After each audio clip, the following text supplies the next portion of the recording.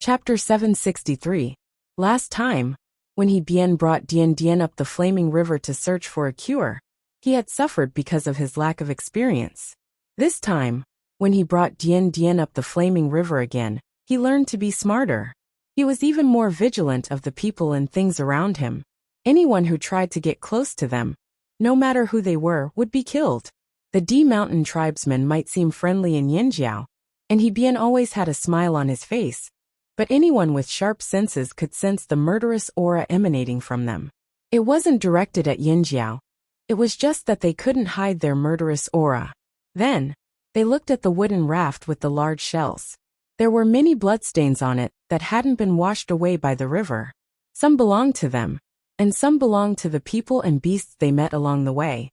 Plus, the D Mountain tribesmen had just gone through a battle of life and death. They were at their peak, and they would kill anyone who dared to mess with them. He Bien didn't hide anything from Xiaoxian about the suspicious people they met along the way. After all, the D Mountain tribe lived far away, and outsiders rarely came here. However, it was different here in Yinjiao. If these people were really from the other side of the sea, they might be a threat to Yinjiao. It was better to be on guard against them. I almost forgot. He Bien came to the 3 large shells with all kinds of seashells. But these weren't what He Bien was looking for. He looked at the 3 large shells and opened one of them. Among the many smaller shells, there was a slightly larger shell that was about the length of an arm. This shell looked like 2 hands with their fingers crossed. The cracks were stuffed with something and water was seeping out. After He Bien carried it out, he used the sharp corner stone in his hand to skillfully pry it a few places. Then with a little force the shell was pried open. Inside, there were many small fishes with their bellies turned up. Xiaoxian pointed at the dead fishes and looked at He Bien in confusion. Dead fishes? No, these people aren't dead. They've just been fed medicine. It's like they're dead, He Bien said. When they were still in the D Mountain tribe, they would sometimes catch a lot of fish, but they couldn't kill them all at once. Some people didn't like to eat dried fish, so the D Mountain tribesmen found a medicine that could make the fish fall into a deep sleep after eating it. This way, the fish would stay fresh for a long time. When the D Mountain tribesmen wanted to eat them, they would take the fish out of the medicated water and put them back into normal water. After a while, the fish would wake up again. He Bien got someone to fill a bucket with river water and put the 20 small fish into the bucket. The water in the shells had been sprinkled with medicine. As long as the fish were removed from the water, they would wake up again. However, if they don't wake up in 3 days, they might never wake up again. However, from the looks of it, they will definitely wake up within 3 days, He Bien said. If it had really been killed by the potion, the fish would not have remained in this state. They often came into contact with fish, so of course they would know if the fish's body was normal. This is a gift from the shamaness.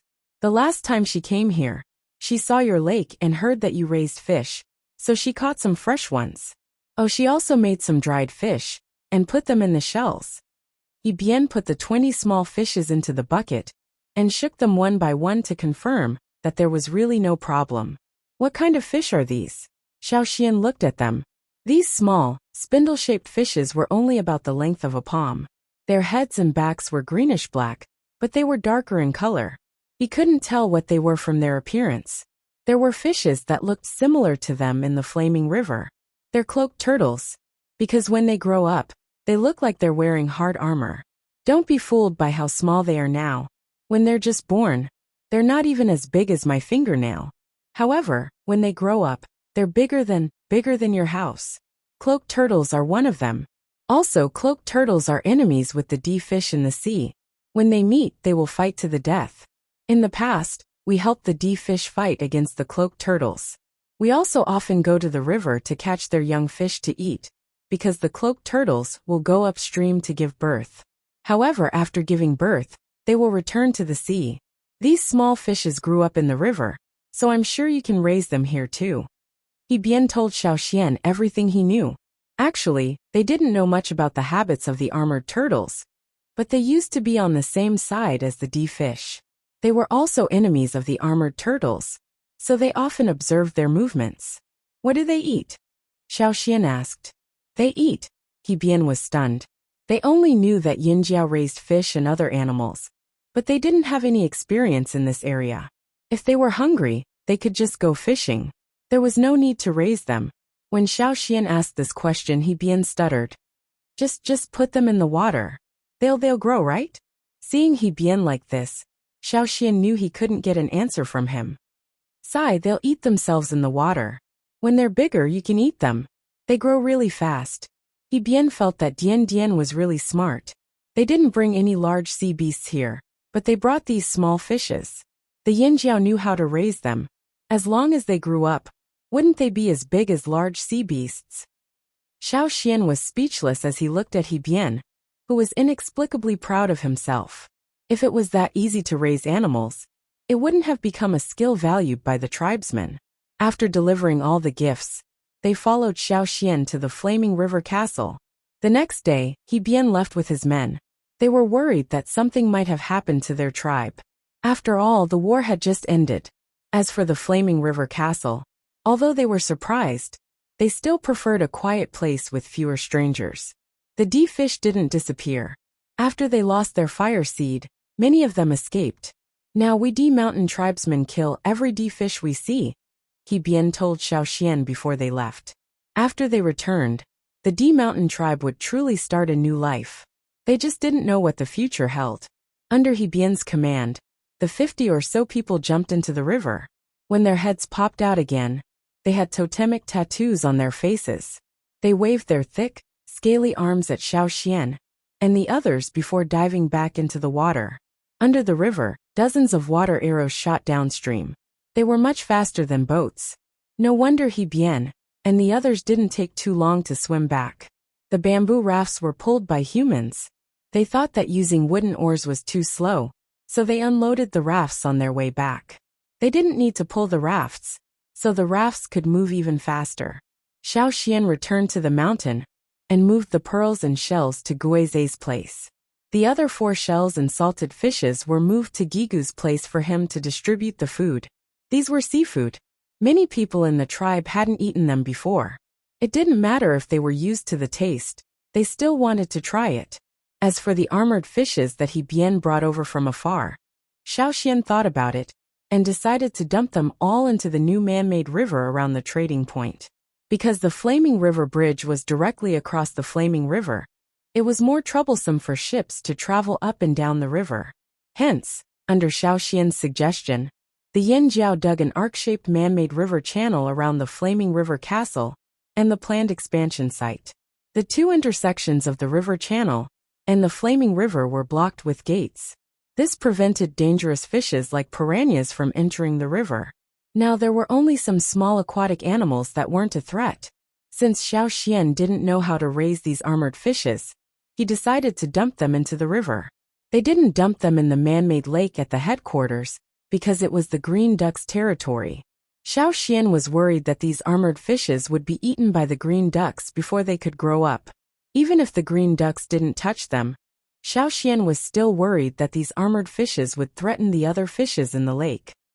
After all, a fish that could fight against the D-fish definitely wasn't an ordinary fish. The 20 armored fishes in the bucket all woke up the day after He Bian and the others left. They didn't look very energetic, probably because the effects of the medicine hadn't worn off yet. Xiaoxian waited for a day. When he saw that their fins were moving more vigorously, he carried the bucket and walked over to the other side of the river. The pterosaur followed Xiaoxian, but the withered leaf birds didn't cross the bridge. Their range of activity was limited to the headquarters. They would be afraid if they left this area. There were too many unfamiliar scents on the other side of the river. After following them for a while, they returned to the headquarters and stood on the branches, chirping cha-cha. Unfortunately, the pterosaur ignored them and continued to follow Xiaoxian across the bridge. Don't eat these fishes. If I find out that you're secretly eating fish, I'll feed you to Caesar, Xiaoxian warned. It wasn't clear if the pterosaur understood, but it looked into the big bucket Xiaoxian was carrying, chirped, and continued to follow. Xiaoxian ignored it and continued to walk towards the man-made river. The Yinjiao soldiers guarding the bridge were also curious. They watched as the great elder carried the bucket and walked towards the river. When he reached the river, He poured the contents of the bucket into the river. Great Elder, what are you pouring? Someone asked. Fish. Be careful. Don't let anyone fish in the river, Xiaoxian said. The soldiers nodded. They would definitely keep their eyes open and keep an eye out. The 20 armored fishes were poured into the river and quickly disappeared. The speed at which they swam was completely different from when they were in the bucket. The sluice gate might not be able to stop these small fishes. Perhaps they could find a gap and swim out. After all, they were still small. However, Xiaoxian couldn't care less. He didn't care if these small fishes could really grow up. Thinking about Ganxie and Wu He, whom he had left at Yici's place yesterday, Xiaoxian carried the empty bucket and walked towards the trading point. After Xiaoxian left, the pterosaur spread its wings and glided to the side of the river. It stared at the water for a while, then let out a series of strange chirps. This was clearly different from its usual chirps. Every time it chirped, it would make a series of chirps. The last chirp was especially long. After a while, it didn't see any reaction from the river. Instead, it called the soldiers guarding the bridge over. Don't eat the fishes in there. The Great Elder will be angry. The soldier waved a spear in his hand, trying to scare the pterosaur away. The pterosaur, who was standing at the other end of the river, saw that someone was coming. It flapped its wings and flew to a nearby tree. It looked at the river again and chirped a few more times. A greenish-black figure swayed on the surface of the water, then dove back into the water. Seeing this, the pterosaur flapped its wings and flew away. The soldiers at the other end of the river saw that the pterosaur was finally chased away and went back to guarding the bridge. Not long after, the pterosaur flew back with a fish in its mouth. It had caught it from the flaming river. The soldiers at the bridge watched as the pterosaur tore off the fish and threw it into the water. After a few times, it would chirp again. What is it doing? The soldier at the bridge asked his comrade.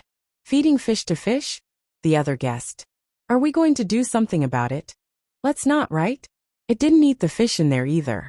When the time comes, we'll just have to inform the Grand Elder and see what he decides. That works too. As long as the pterosaur didn't eat the fish in the river, they wouldn't chase it away for now. At the same time, there was only one fish swimming in the man-made river. Soon a second and third fish appeared. Not long after, there were more than 10 fish swimming in the river. After tearing the fish into pieces, the pterosaur threw the carcass into the river and flew back to the Flaming Horn headquarters without a care. There were too many unfamiliar auras here. It felt safer to stay in the headquarters.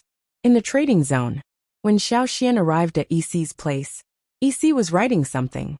When he saw Xiaoxian, he didn't stop writing. He just glanced at him and continued writing. Grasshopper was still curled up beside Yici.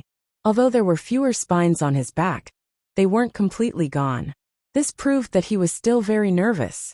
Wu He and Xiaoxian were where they were when Xiaoxian left yesterday. They were still where they were now.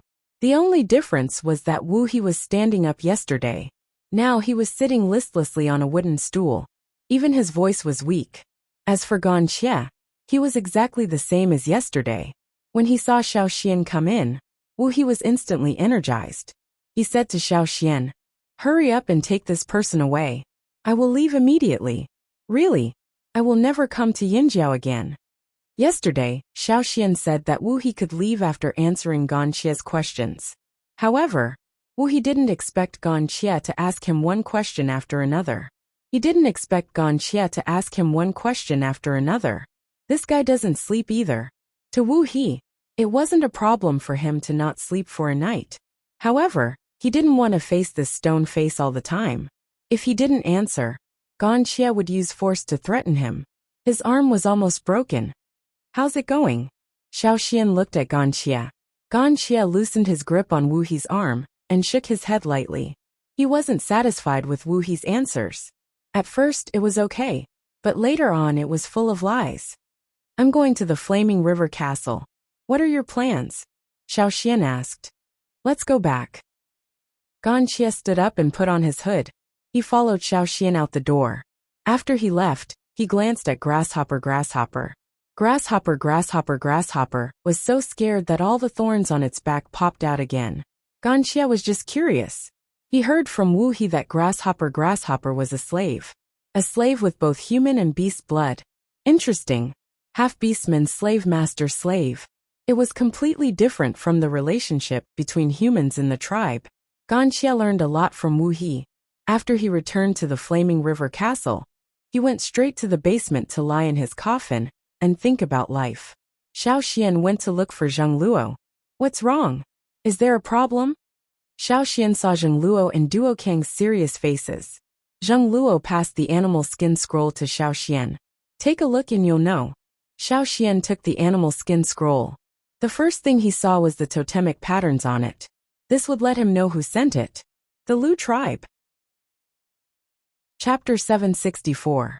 Now Yinjiao rarely contacted the Lu tribe. One reason was that it was too far away, and the other reason was that there was no need to contact them. The Yinjiao tribe had enough animals to raise. Most of them hunted in the forest, so they didn't need to trade with the Lu tribe. The Lu tribe didn't contact Yinjiao either. Xiao Xian knew that the Lu tribe didn't like fighting. They had always been good people, and several large tribes in the central region had always protected them, probably in case they needed the Lu tribe's help in times of shortage of food during a disaster. After the last disaster, the Lu tribe provided them with a lot of food. Although they rarely contacted each other, Xiao Xian had heard about the Lu tribe from the Longboat tribe and Feather tribe. It was said that the Lu tribe had a lot of complaints about Yinjiao. Why? It had to be related to the fire seed. The Lu tribe was probably one of the few large tribes that didn't want to merge their fire seed. Their main means of livelihood now was raising livestock, and they rarely had conflicts with other tribes. In the past, they had endured the provocations of the Wanshi tribe time and time again. To put it bluntly, they were cowards, but it was also a conservative and effective way. They knew how to survive stably.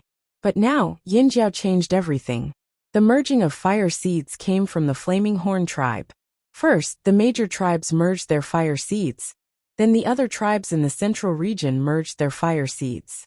Either voluntarily or under coercion, they all merged their fire seeds one by one. All of them set their sights on a new goal, breaking the current situation. When the Lu tribe was in trouble, no one could help them effectively. The Mang tribe and Eight Limbs tribe were cooperating with the Longboat tribe. The Longboat tribe took some of them out to sea, and the rest helped to look after the Longboat tribe, in case someone attacked the Longboat tribe's nest while the fleet was away. The Longboat tribe hadn't finished migrating yet, but they would definitely move to the estuary in the future. Their hearts had already flown out, and they didn't want to be trapped inland. Their goal was the sea. As for the Lu tribe, the three of them didn't have time to care about them. They could only help a little, but they wouldn't help them all the time. The Feather tribe reared birds and brought back a large number of birds from the forest. They were also very busy. The place where the Feather tribe was located was easy to defend and hard to attack. Outsiders who weren't familiar with the terrain would find it hard to cause trouble for the Feather tribe. Now the Feather tribesmen only wanted to manage their own territory. They didn't care about anything else, so the help they could provide was limited. It was said that the Thousand Masks tribe wanted to learn from Yinjiao and build a city. They also had to guard against external threats. They were also very busy and had no time to care about the Lu tribe's crisis. As for the tribes on the grasslands, they wouldn't care about the Lu tribe. They didn't have much interaction with the Lu tribe in the past. After much consideration, the Lu tribe could only ask Yinjiao for help. The Lu tribe's situation might be worse than what's written, said Zheng Luo. It was only written on the animal skin scroll that the Lu tribe's beasts were being snatched away by outsiders. But since the Lu tribe was forced to seek help from Yinjiao, which was so far away, it was clear that the situation was critical. It also says that they want to move their tribe. Zheng Luo gestured for Xiao Xian to focus on the last few sentences. According to what was written, the Lu tribe wasn't sure if they really wanted to move. They just wanted to move. They're really simple-minded. Duo Kong was very dissatisfied. He was actually willing to let the Lu tribe come over. After all, the Lu tribe was good at rearing beasts. They might be able to raise more beasts. Yinjiao wouldn't mind having too many beasts. But the Lu tribe had a primitive fire seed. They wanted to bring it over? No way. Yinjiao wouldn't want to see this happen. After all, it wasn't their own fire seed. Even if it was a distance away, it would still affect their totemic warriors. Didn't they see that the tribes near Yinjiao all had merged fire seeds? Rain tribe, drumming tribe, Taiha tribe. Which one of them didn't have a merged fire seed? If the Lu tribe wanted to move over and rely on Yinjiao, that was fine. But first, they had to get rid of their primitive fire seed. Otherwise, if they brought it over, not only the Yinjiao people, but also the other tribes around them wouldn't be happy. They didn't choose to merge their fire seed. Until now, it seems like only the Lu tribe hasn't merged their fire seed, said Zheng Luo. Xiao Xian had already finished reading the words on the animal skin scroll. Today the Lu tribe is like a chicken standing there, waiting for people to snatch it. It's a good thing they didn't merge their fire seed. If they did, all the beasts in their animal pens would have been snatched away, and their people would be killed. What do you plan to do? Zheng Luo asked Xiao Xian. Let's not talk about whether they'll move or not. The Lu tribe has already listed their rewards to Yinjiao. As long as Yinjiao helps them, they'll give everything to Yinjiao. Thinking about the number of beasts listed in the scroll, Duo Kong sighed. They're really generous. The Lu tribe's rewards were already close to 2/3 of their total beasts. Maybe the Lu tribe wants to use this opportunity to get rid of the excess beasts. That'll make it easier for them to move, guessed Zheng Luo. Xiao Xian thought for a moment. I'll bring people over to take a look. Not for their rewards, but for the others. You want to use this to establish your authority? Zheng Luo immediately thought of this. I heard that people from the other side of the sea have appeared in the Flaming River area. We can use this as a warning. It's not just people from the other side of the sea. There aren't many people who can safely cross the sea. Only a limited number of people have their eyes on the Lu tribe. Other than the outsiders, most of them are tribesmen who have already started to change, Xiao Xian said in a low voice. Tribesmen? After merging their fire seeds, their ambitions are magnified, and they're no longer content with their lot. They don't have to stay in one place, so naturally, they'll set their sights on other places, Xiao Xian said. After all, most of the people living on this land are tribesmen. You mean other than scaring the outsiders? We have to do something to show the tribesmen who have other intentions. Zheng Luo understood. Sometimes being infamous isn't a bad thing. Back then, Yinjiao's ancestors made a wise choice by making themselves infamous. Xiao Xian thought about the other tribe's impression of the Yinjiao people. Although the Yinjiao tribe was famous now, they weren't fierce enough. In such a big environment, their fierce reputation was a very good shield. At least it could deter those who had bad intentions from targeting the Flaming Horn tribe. Xiao Xian, when are you leaving? I'll go with you. Duo Kong rubbed his hands. He was already itching to go. You can't leave, Xiao Xian refused. What? Why can't I? Last time, Tao went with you to the desert. This time, you're going to the Lu tribe to rescue them. It's my turn now. Duo Kong remembered this clearly. Between him and Ta, one of them had to stay in the tribe. You have to help Zheng Luo keep an eye on the trading point. There are already people from other tribes nearby. Some of them are mixed in with the travel team. They're probably investigating the trading point, Xiao Xian said. Hearing this, Duo Kong didn't insist.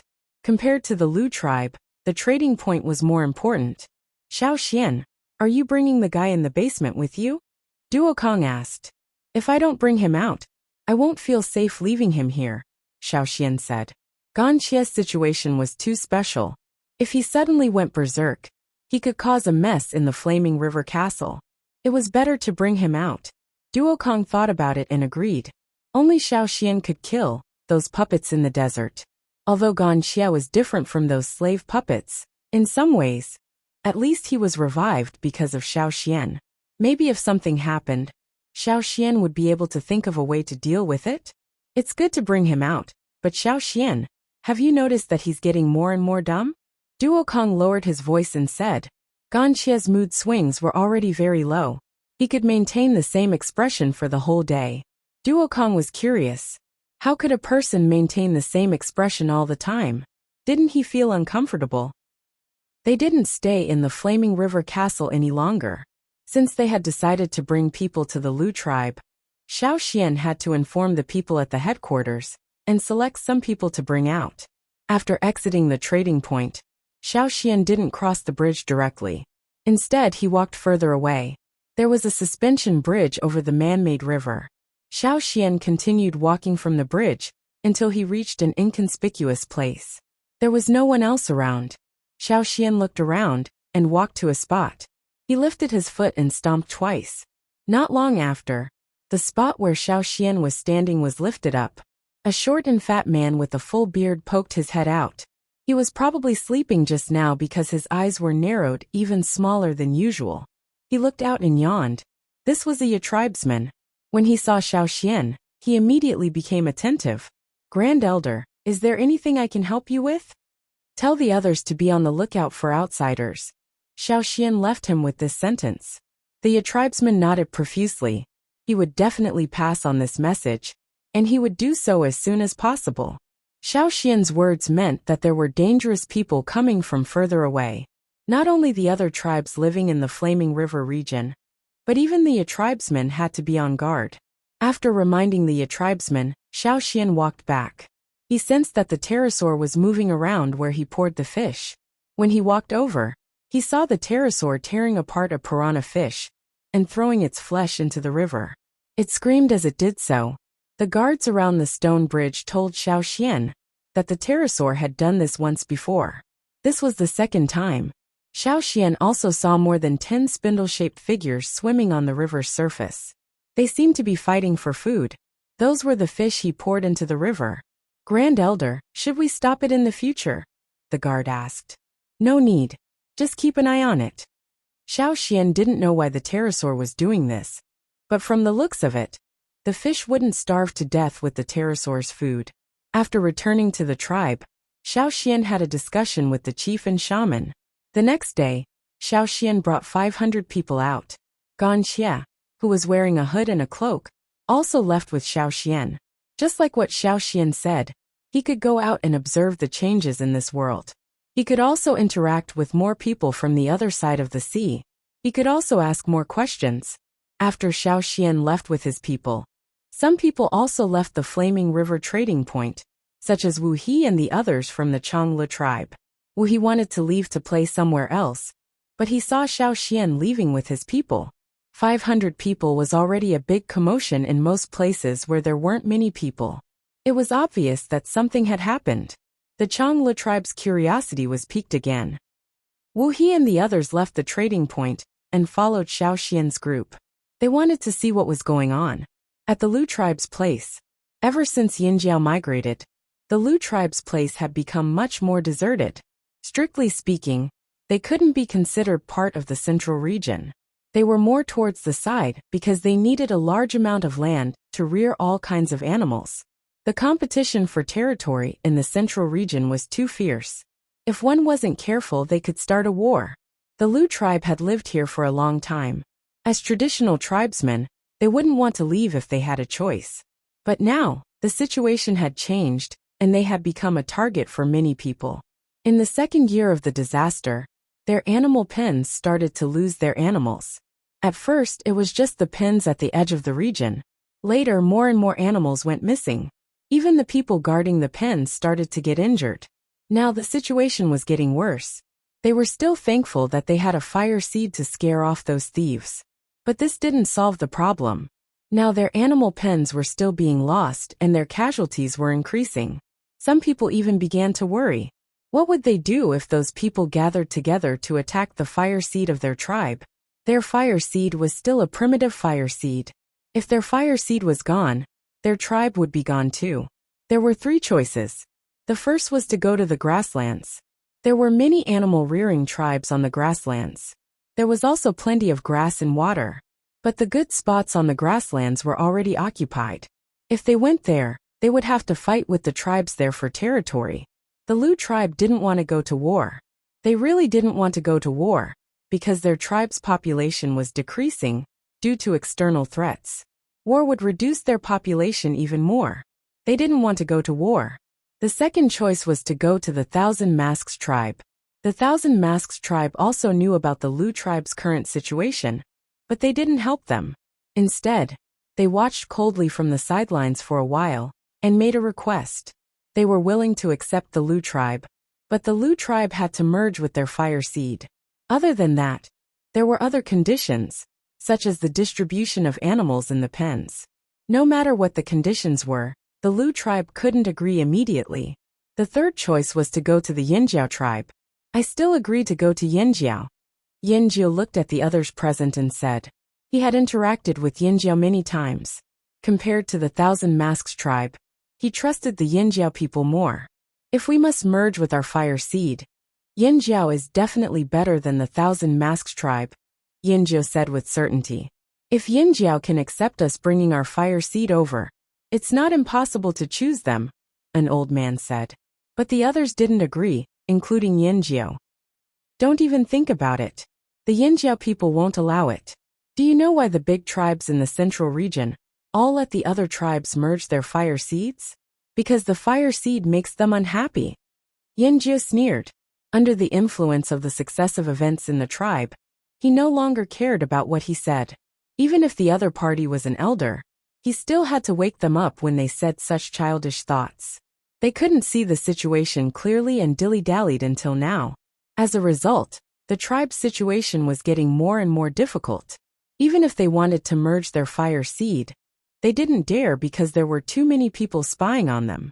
Who knew if they would sneak up on them at a critical moment? Yinjiao was the one who urged the new chief to write the letter asking for help from Yinjiao. Yes, the previous chief of the Lu tribe was killed in a battle with outsiders. Not long ago, the tribe elected a new chief. Baixing was the strongest person in the Lu tribe, or else they wouldn't have chosen him at a time like this. Although he was strong, his foresight wasn't as far-sighted as the previous chief. Fortunately, he listened to Yinjiao's advice and wrote a letter asking for help from Yinjiao. Looking at the silent others in the tribe, Yinjiao was so angry that his head hurt. He walked away. You guys keep talking. Call me when you have a result. Walking out of the chief's house, Yinjiao looked at the people walking around outside. Their eyes were blank, and they looked absent-minded. Be alert, Yinjiao shouted. The people who were thinking about something were startled by Yinjiao's words. They looked around nervously, and when they found nothing unusual, they took a deep breath. In fact, they weren't so timid before. But a series of events, especially the death of the previous chief, had greatly damaged their confidence. Yinjiao looked at the state of those people and took a deep breath. He wanted to scold them, but after opening his mouth he sighed and left.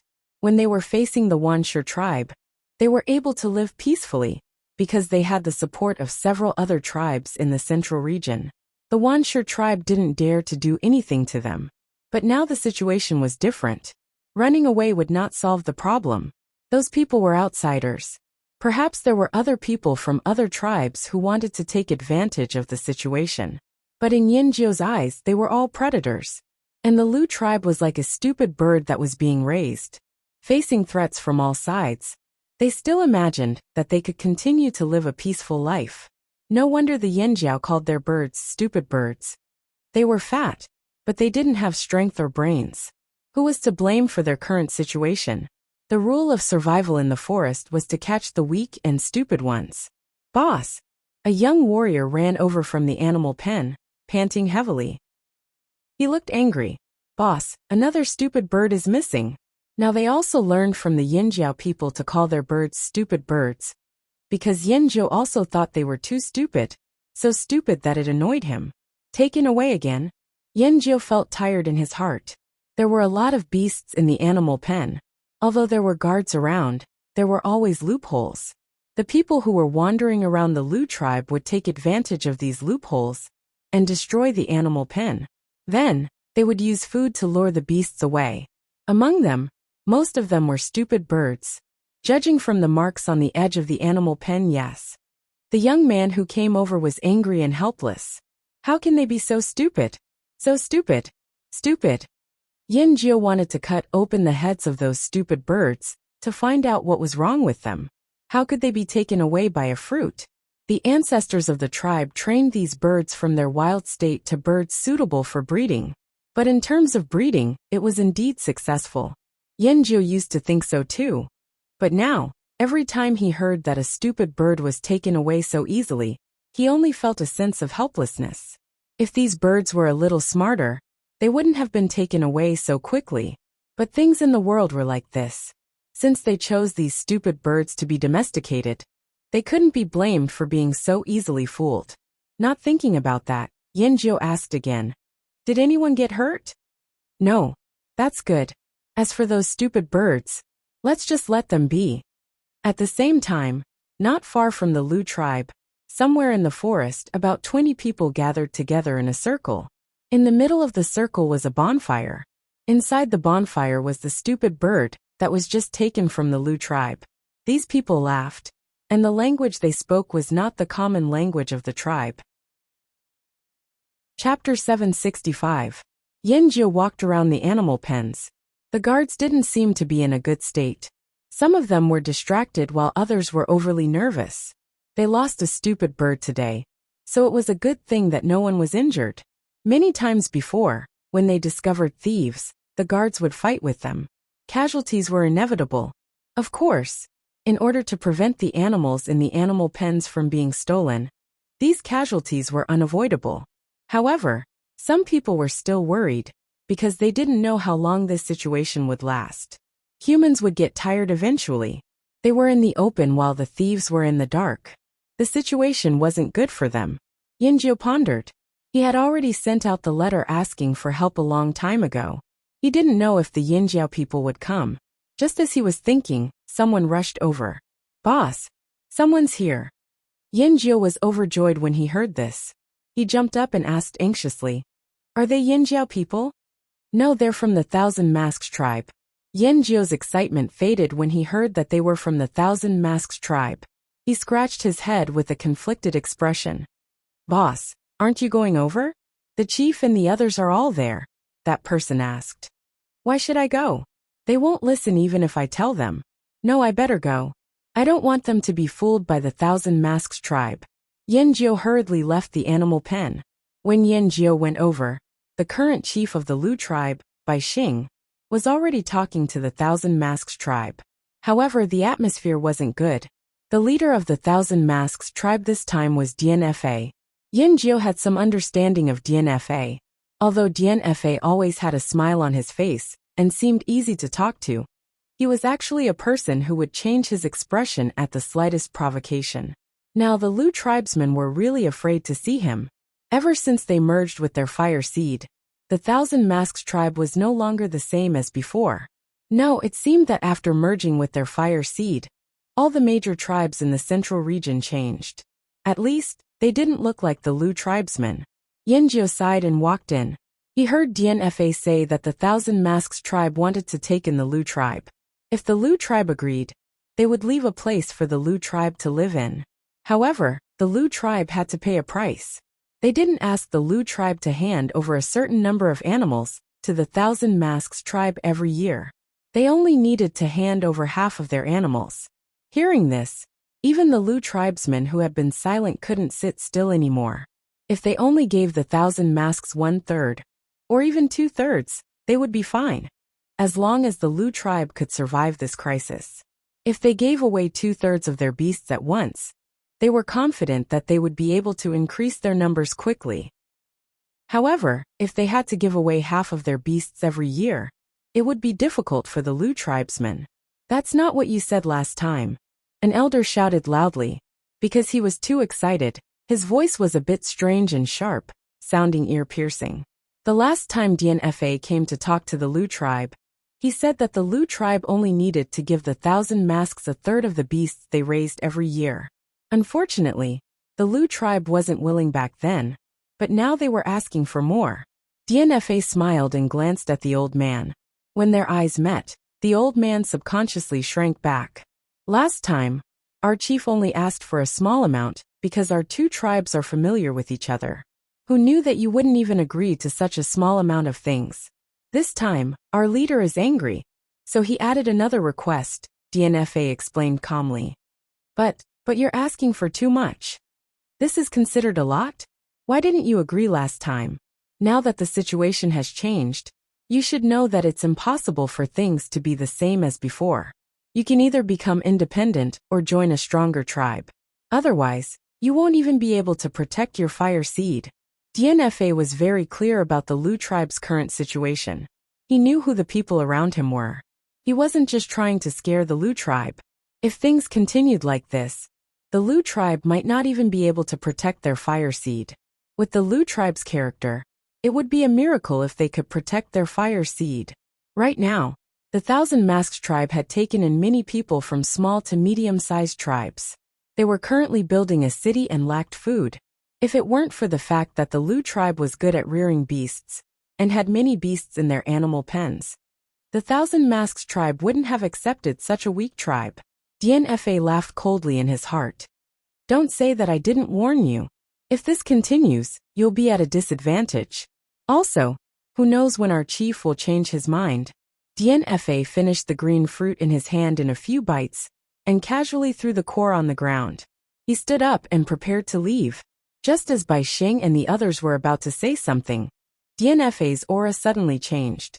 Under his animal hide clothes, there seemed to be something moving in the muscles on his back. The meridians extended from his neck all the way to his face. With a cracking sound, white bones appeared on DNFA's face. His entire face was changing. His eyes widened and his pupils dilated. His brow bones protruded, and his eyebrows were pressed down. In the blink of an eye, DNFA had already turned around. He stomped on the ground and crushed the core of the fruit he just threw. A large footprint was instantly left on the relatively flat ground. Dust was splashed into the air, almost drowning people like a fog. In the midst of the dust, DNFA's usually smiling face was no longer smiling. The white bones that protruded from his face covered his entire face. He looked extremely ferocious. You couldn't judge a Thousand Masks tribe member based on their temperament. You couldn't judge them based on their usual appearance. You had to judge them based on their appearance when they used their totemic power. That was why DNFA's temperament was just like the specialized bones that covered his entire face. He looked like a ferocious beast that was about to go berserk. His aura was like a dark cloud that weighed heavily on the hearts of the Lu tribesmen. Seeing DNFA like this, Bai Xing was furious. You want to fight? Fine, let's fight. Just as he was about to make a move, he was held back by the elders beside him. DNFA glanced disdainfully at Bai Xing, whose face was red with anger. He had already told the chief that they couldn't speak nicely to the Lu tribesmen. The more they tried to be nice, the more they would drag things out until the crisis was over. DNFA didn't want that to happen. If he showed them a strong stance, they would naturally back down. Look, wasn't this the case now? A bunch of cowards. We need time to think, an elder said with difficulty. Wasn't the time I gave you last time enough? How long do you want to think? DNFA's cold voice rang out in the room. His tone was filled with impatience. Seeing that the Lu tribesmen were about to say something, DNFA waved his hand as if he was swatting flies. I'll give you 3 more days to think.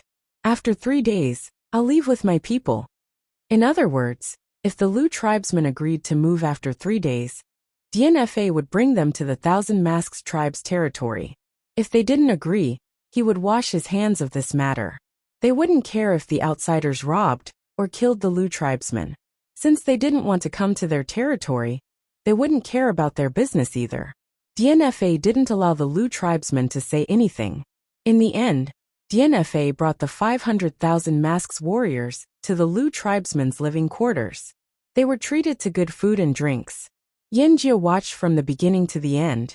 He didn't say anything. He remained silent with a dark expression on his face. He didn't want to see the elders' attitude, but he knew that they were worried. He didn't know what to say.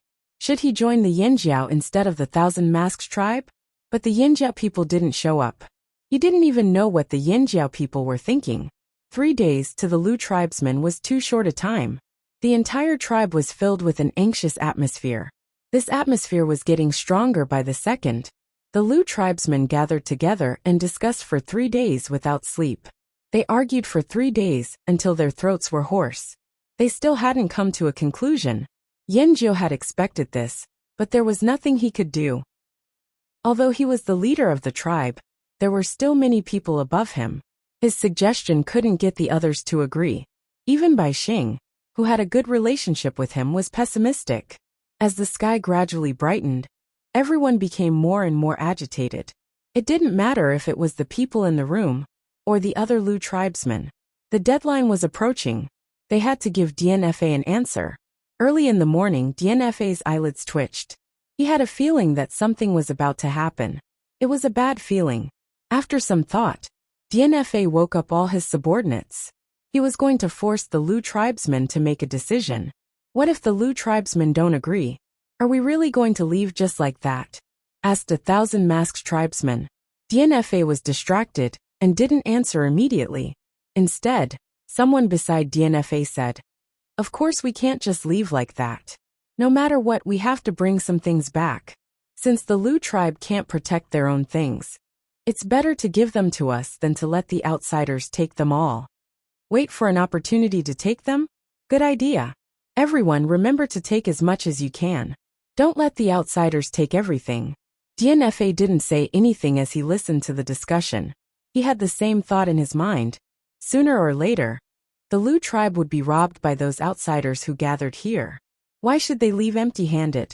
The atmosphere at the Lu chief's place became even more tense because of DNFA's arrival. What's the result? I don't want to wait here forever.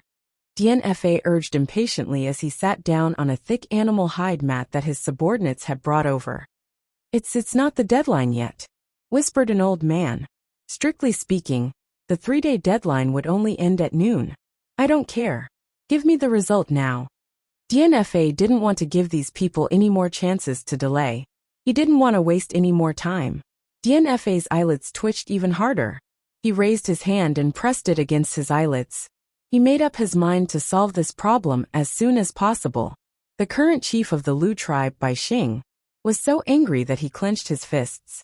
If it weren't for the elders beside him holding him down, he would have exploded already. Even as a chief, he had to endure this. It was so humiliating. He wanted nothing more than to die in battle like the previous chief. Bai Xing held his breath and didn't say anything. He looked at the shaman. The shaman sighed helplessly and said to DNFA, "Now isn't the best time to merge the fire seed." DNFA frowned. This was an excuse, but it was also the truth. If the Lu tribe failed to merge their fire seed here, they would be crippled. What would they do with a crippled tribe? "We can go over first. We can merge after we get there. We must merge," DNFA emphasized. The shaman looked at Bai Xing after hearing this. This was the only thing they could do. Under the urging of the elders, Bai Xing took a deep breath and suppressed his anger. He was about to say something when his expression suddenly changed. The others in the room also had the same reaction. Yanjiu stood up and rushed out. The Lu tribesmen might be slow when it came to other things, but they could sense the movements of their animals very quickly. As for the animals that were stolen, they were lured away on their own accord. When they left, they didn't make any movements at all. That was why the guards didn't sense them. At this moment, the 1,000 masks people didn't see much movement at the beast pens. However, it was a different story for the Lu tribesmen. "What's going on? Are those outsiders here again?" Yanjiu asked. I don't know. The person who was asked was still in a daze. "What are you looking at? Go to the beast pens and see what's going on." Yanjiu roared. He was so angry that the veins on his forehead almost popped out. What time was it now? How could they still be in a daze? As he spoke, Yanjiu was about to rush towards the beast pens. It was safer for him to go there himself. These brats were probably under too much pressure. Their emotions were unstable. They might not be able to see anything. Just as he took 2 steps forward, Yanjiu saw one of his team members rushing towards him with a big black bull on the leash. That bull was the one they used to pull their carts. It was different from the other animals. This bull was more alert to its surroundings. It had been through a lot and was more sensitive to danger. At this moment, the black bull was anxiously kicking the ground with its hooves. "Something's wrong." Yanjiu frowned. Then he thought of something and his face lit up. Could it be that the Yinjiao people were here? But what if it wasn't the Yinjiao people, but the outsiders in the forest? The man who led the black bull here looked at Yanjiu. Sometimes he was happy, and sometimes he was sad. His face changed constantly.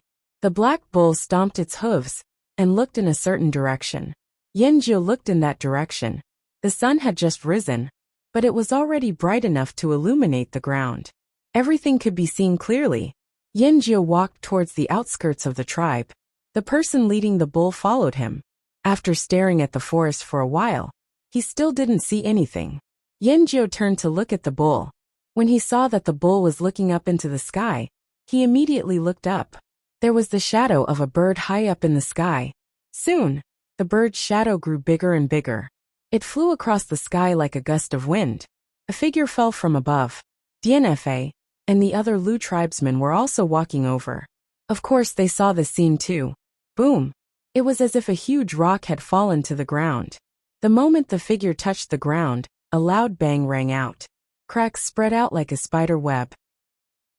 The soil was forcefully peeled off from the ground and shattered in an instant. Countless clouds of dust rose into the air, as if a thick haze had suddenly appeared. The ground seemed to be shaking. Even the soles of their feet were numb. DNFA blocked the dust and squinted his eyes. There was too much dust, and he couldn't see clearly who was there. He could only hear footsteps approaching. Tap, tap, tap. As the footsteps got closer, the dust was blown away. When he saw who it was, DNFA's expression turned even colder. He gritted his teeth and said, "Yinjiao Shaoxian?" Every word seemed to weigh 1,000 pounds. After he finished speaking, DNFA turned his head to look at Bai Xing and the other Lu tribesmen. His gaze was as sharp as a knife as he squeezed out a sentence from between his teeth. He gritted his teeth and said, "You really found Yinjiao people?" The higher-ups of the Lu tribe kept their discussions a secret. DNFA only heard that the Lu tribesmen might ask the Yinjiao people for help. He didn't think that these cowards would actually invite the Yinjiao people over. If the Yinjiao Shaoxian was here, then the rest of the Yinjiao people would be here soon too. These Yinjiao people were so far away. Instead of building their own city, they came here to ruin the Thousand Masks tribe's plans. DNFA's face twitched. He looked at the huge crater where Shaoxian landed, and the cracks that extended outwards. Then, he looked at Shaoxian, who was walking over as if nothing had happened. Even if he didn't want to, he had to admit that trying to compete with the Yinjiao people, in terms of physical fitness, was just asking for trouble. He dared to go against the Lu tribesmen, but he didn't dare to offend the Yinjiao people, especially when the person in front of him was the Yinjiao Grand Elder Shaoxian, the person he didn't want to offend. No wonder his eyelids kept twitching since early morning. He had a feeling that something bad was going to happen. DNFA cursed the Lu ancestors in his heart. Aha! When Yanjiu saw Shaoxian, he felt as if the haze in his heart had finally dissipated. Seeing Shaoxian here meant that the Yinjiao people really wanted to help them. "Shaoxian, you're finally here." Yanjiu's smile was a little stiff under DNFA and the other Thousand Masks people's sharp gazes, but his eyes were filled with excitement. He looked behind Shaoxian and asked, "You're the only one here? The others are still behind us." "I'm here with another person," Shaoxian said. "Ah, where's the other person?" As soon as Yanjiu finished speaking, he heard a scream from the forest. Not long after, he heard the sound of something being dragged through the bushes. A cloaked person was holding a stranger by the neck and dragging him over. No matter how the stranger struggled, hit him, or even scratched him with his fingernails, the cloaked person's grip didn't loosen at all. The cloaked person's other hand was dripping with blood. However, the stranger didn't have any visible injuries, so it was obvious that the blood was from someone else. Of course, this wasn't the main point. The Lu and Thousand Masks tribesmen all stared at the sword in the cloaked person's chest.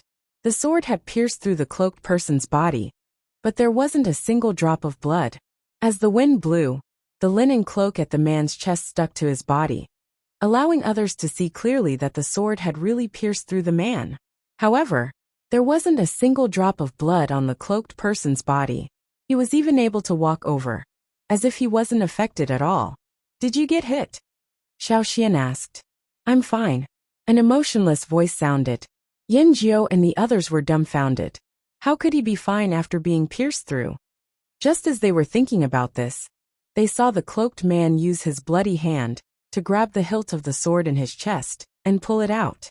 After pulling it out, He held the sword in his hand and continued to drag the person, as if nothing had happened. Yin Jiao and the others were speechless. The 1,000 Masked tribesmen were speechless. Even the person who was being held by the neck was stunned. He forgot to struggle. The surroundings were deathly silent, and even the air seemed to be filled with an icy chill. Everyone who saw this scene subconsciously shrank their necks. DNFA's eyelids weren't the only thing that was twitching. His eyes were twitching nonstop. What kind of monster was this? Chapter 766. When Wuxia dragged Wuxia over, both the Lu and 1,000 Masked tribesmen hurriedly moved aside, keeping at least 10 steps away from him. The scene just now was too strange. They hadn't completely regained their senses, and they couldn't understand it. Before their minds could catch up, their bodies had already stepped aside. This was a reflexive action in the face of danger. Xiao Xian looked at the sword in Wuxia's hand. It was obviously from the other side of the sea, different from the style used by tribesmen. However, the craftsmanship was not as good as the Gongjia families, so he couldn't tell which organization these people belonged to. "How did you get hit?" asked Xiao Xian. With Gonxia's abilities, he shouldn't have been stabbed so easily. "I wanted to ask something, but that person suddenly attacked," said Gonxia calmly. Xiao Xian didn't ask who stabbed him. Judging by the blood on Gonxia's hand, he knew what happened to that person. However, after this incident, Gonxia definitely understood that the people outside were not as nice as the people in Yinjiao. People outside the tribe would kill at the slightest disagreement. Xiao Xian looked at the people around him, then asked Yin Jiao, who he was most familiar with, "Is there a place to rest? This isn't a good place to talk." Yes. Yin Jiao nodded quickly, then informed Bai Xing before bringing Xiao Xian to a house. Xiao Xian, does your friend need treatment?" Yin Jiao glanced at the silent Gonxia and asked Xiao Xian. "No, this small injury is nothing to him," said Xiao Xian. Bai Xing and DNFA, who were further away, also heard Xiao Xian's words. They were even more shocked. This small injury? Gonxia was stabbed. How could it be a small injury? DNFA's face twitched, but he didn't say a word. He didn't know what to say either. It seemed like the Lu tribe was really going to ask Yinjiao for help. Fight with Yinjiao for a person? DNFA didn't plan to do that for now. He couldn't find the best solution for the time being, so he glared fiercely at the Lu tribesman. After Xiao Xian walked away, he asked, "Are you going to join Yinjiao?" The elders of the Lu tribe looked away awkwardly. They didn't want to meet DNFA's eyes, nor did they say anything. In fact, they were also conflicted. The Yinjiao people would definitely have other demands. If their demands were even more unacceptable than the 1,000 Masked tribes, what should they do? Or perhaps, with the help of the Yinjiao tribes, they could get through this calamity first. Some elders of the Lu tribe agreed. According to their thinking, migrating the tribe, or merging the fire seed, was a matter of life and death for the tribe. How could they make such a hasty decision? He had to think things through. To put it bluntly, they had to drag it out for as long as they could. They had to get through this difficult situation first. While DNFA was hesitating about whether to stay in the Lu tribe and observe, Yin Jiao had already told Xiao Xian about the situation. Just as Xiao Xian had predicted, the Lu tribe's situation was worse than what was written in the letter. However, Xiao Xian was puzzled. They were already in such a situation, but these people were still hesitating. What are your chief and shaman thinking? If they don't agree to merge the fire seed, we can't let the Lu tribe go. Xiao Xian also told them about Yinjiao's request. Merging the fire seed was a prerequisite. Otherwise, there was nothing to talk about. Of course, if the Lu tribe didn't choose to merge the fire seed, they would only come to help the Lu tribe clean up the surrounding forest. Then, they would pack up and leave. They wouldn't care about anything else. Yin Jiao also had a headache. He was actually in favor of merging the fire seed. Although they wouldn't get used to it in a short period of time, the other tribes had already merged their fire seed. If they stayed the same, their fire seed would become their weakness. However, the elders of the tribe didn't agree. How about this? Go and talk to your chief, shaman, and the elders. Tell them about Yinjiao's conditions. Xiao Xian didn't want the Lu tribe to go. It would be good if they went, but if they didn't go, Yinjiao wouldn't lose anything. After all, they didn't lack food. Yanjiu let Xiaoxian rest here first. He would go and talk to the people in the tribe. What he didn't tell Xiaoxian was that the Lu tribe would definitely migrate. They couldn't survive here anymore. Putting aside the troubles around them, just the internal problems of the Lu tribe. They raised livestock for a living. The ancestors of the Lu tribe settled here because they found a pond that was enough for them to live and raise livestock. However, the pond had dried up during the disaster. At that time, the previous chief suggested that they migrate. Unfortunately, the elders of the tribe strongly opposed it. Later on, there was also the matter of the fire seed, so it had been delayed until now. Yanjiu's head hurt when he thought about the looks of those elders in the tribe. Yanjiu relayed Xiaoxian's words to the others. Some of them agreed to merge with the fire seed and move to Yanjiao. Some objected because they didn't want to merge with the fire seed. There were also some who didn't agree or disagree. It was a stalemate again. Bai Xing sat at the head of the table and didn't say anything. His eyes were staring at a certain spot, but they weren't focused. He allowed the others to argue while he thought about other things. After a while, Bai Xing suddenly asked, "When will the other people from Yanjiao arrive?" Yanjiao, who was also in a daze, was nudged by someone beside him. He came back to his senses and said, "About half a day. They'll be here by tonight at the latest." Bai Xing grunted and didn't ask anymore. He continued to daydream. After Bai Xing's interruption, the elders stopped arguing. Someone asked Bai Xing a question, but Bai Xing ignored it. His rough face still had a look that said, "I'm daydreaming, don't bother me." Knowing that Bai Xing, the new chief, was in a bad mood, the elders didn't look too good either.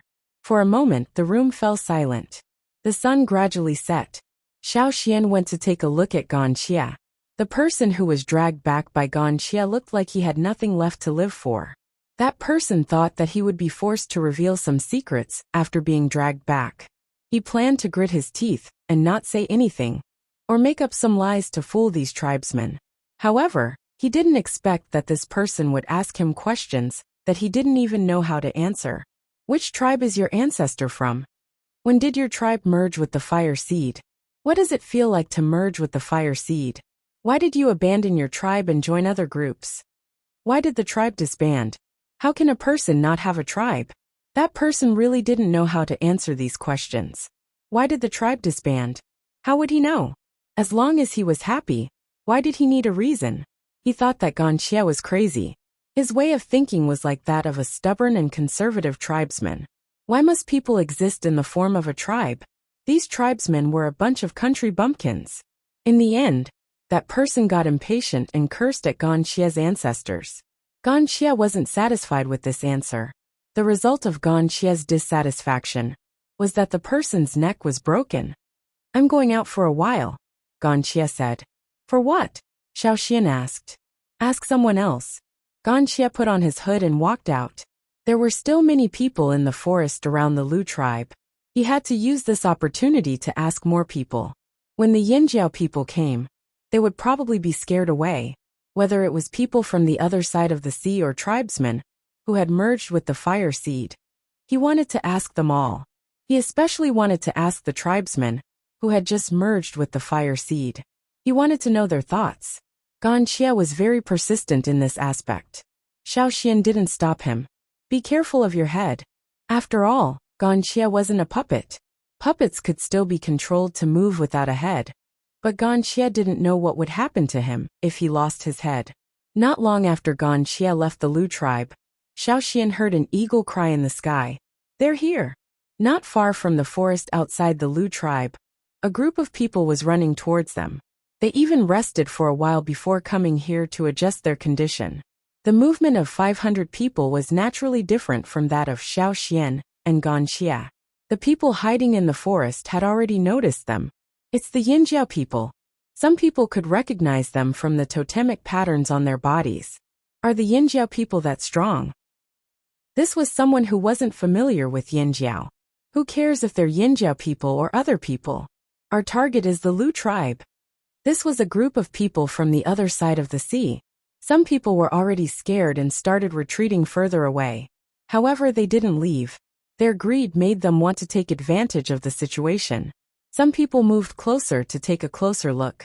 In front of the group, there was a bird about the same size as the Lu tribe's dumb bird. It didn't have big wings either, but its body wasn't as fat as the Lu tribe's dumb bird. Its head was even bigger. What kind of bird is that? Someone whispered to his companion. I don't know, but I'm sure we can roast it like the Lu tribe's birds. The person who spoke had just stolen a dumb bird from the Lu tribe this morning. He was still holding a bone with meat on it. As he chewed on the meat in his hand, he observed the group that was passing by. Someone's here, Guang said while riding on the forest Rakos. I can smell it, the others beside him said. The group of people in the forest didn't seem to want to hide completely. Otherwise, the Yinjiao group wouldn't be able to smell the roasted meat. How arrogant. Guang glanced at the forest. He reached for an arrow from his quiver and knocked it on his bow. The bowstring creaked as he pulled it. Bang! The vibrations of the bowstring seemed to be plucking at the nerves in one's brain, causing them to tremble. The arrow pierced through the gaps between the branches and broke through the leaves in front of it. The leaves that came into contact with the arrow were instantly pulverized. Before the sneer of the person who had been talking to his accomplice could fade away, he was interrupted by a whistle-like sound that rapidly drew closer. Bang! The arrow pierced into a tree trunk that was thick enough for 5 people to encircle. The entire arrow sank into the tree trunk. On the other side of the tree, the person who was leaning against the tree widened his eyes and looked down at his chest. The roasted meat in his hand fell to the ground. The green arrowhead had pierced through the tree trunk and left a hole in his chest. There was still red blood on the arrowhead. The blood flowed out along the arrowhead and dripped onto the ground. The other people around them couldn't help but cry out in fear and anger. However, when they heard the footsteps coming their way, they didn't dare to stay here. They didn't even care about their companions who were still breathing. One by one, they threw away the roasted meat in their hands and turned to run into the distance. The surrounding birds were frightened by the murderous aura of the arrow. They screamed and flew into the sky. DNFA stood at the border of the Lu tribe and looked at the flock of birds in the forest. His eyes were dark and unreadable. Soon he saw a group of people coming out of the forest. There were 2 fearsome beasts in the lead. One looked like a bird while the other looked a little strange. It looked like a tiger or wolf in the forest. However, it had hooves and made a clattering sound when it stepped on the ground. Bai Xing and the others who were discussing things in the house quickly came out when they heard the commotion. We're finally here. Xiao Xian walked over and looked at the net bags in the group. Guang and the others saw this and dragged the net bags over. Inside were people who were already dead. Their bodies were either cut by sharp weapons or shot by arrows. There was even a person with a hole in his chest. Blood was still flowing out. These are. Bai Xing looked at the people in the net bags. We hunted them when we passed through the forest, the person dragging the net bags said. Oh right, Grand Elder, we saw Gan Xie when we passed through the forest. He said he would be in the forest tonight, and told us not to worry about him. A Yinjiao warrior said. Okay, you all must be tired from the journey. Rest first, Xiao Xian said as he looked at Yinjiao. Yinjiao had already arranged accommodation and food.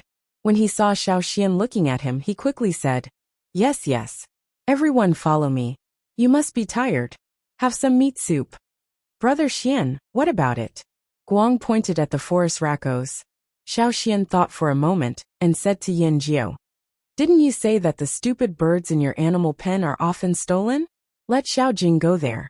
There's a nest there anyway. It can be guarded. Yinjiao wanted to say, your bird eats meat. However, he paused and said, okay, bring it to the animal pen. Xiao Xian patted the forest Rakos' head with the back of his knife and said, guard it well. Don't worry, Brother Xian. I told it along the way. Guang flipped his braid and smiled brightly. Yinjiao was confused. What did they say to the bird along the way? He suddenly changed his mind. Was it really okay to put this ferocious bird in the pen of those stupid vegetarian birds? Guang took the forest Rakos and followed Yinjiao to the animal pen. The animal pen for the stupid birds occupied a large area in the Lu tribe. There were also many bird nests. Because of the continuous theft, many bird nests were empty. When Guang led the forest Rakos into the animal pen, A group of stupid birds who were walking casually ran away as soon as they saw a stranger. Those who were squatting in their nests also ran away, so there were more bird nests empty. Choose one to sleep in. Guang patted the forest raccoons and said. Yin Jiu was frightened to see the big-headed ferocious bird raise its claws and look at the bird nests one by one.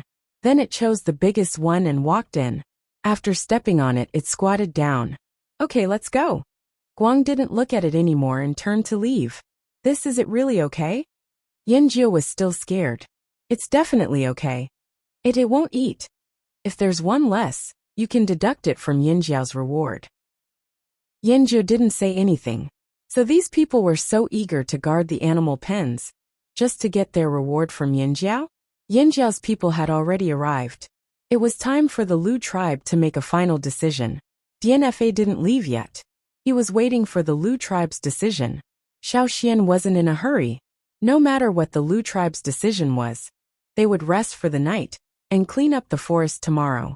Their goal wasn't just to decide if the Lu tribe would move or not. In the forest, the people who were hiding in various places were already starting to get anxious. Should they stay here and wait for a chance to make some money, or should they run away first? Judging from the looks of it, Yin Jiao wasn't easy to deal with. Chapter 767. There were fewer birds in the forest at night, probably because there were people hiding there. The Lu tribesmen used to hear nocturnal birds chirping at night, but now there were fewer nocturnal birds. Therefore, the night was much quieter. Tonight was the quietest night. In the past, there would occasionally be strange shouts or wild laughter in the forest. Tonight, those sounds were gone. The Lu tribesmen knew that it wasn't because the people hiding there had left, but because of the arrival of the Yin Jiao people. Those people had all gone into hiding. They watched quietly in the dark. They didn't give up on this fat piece of meat so easily. In the forest, a few people hid in one place, looking in the direction of the Lu tribe. Hey, do you guys think we should go to the Lu tribe's animal pen tonight and drag one out to eat? I'm a little hungry, someone whispered.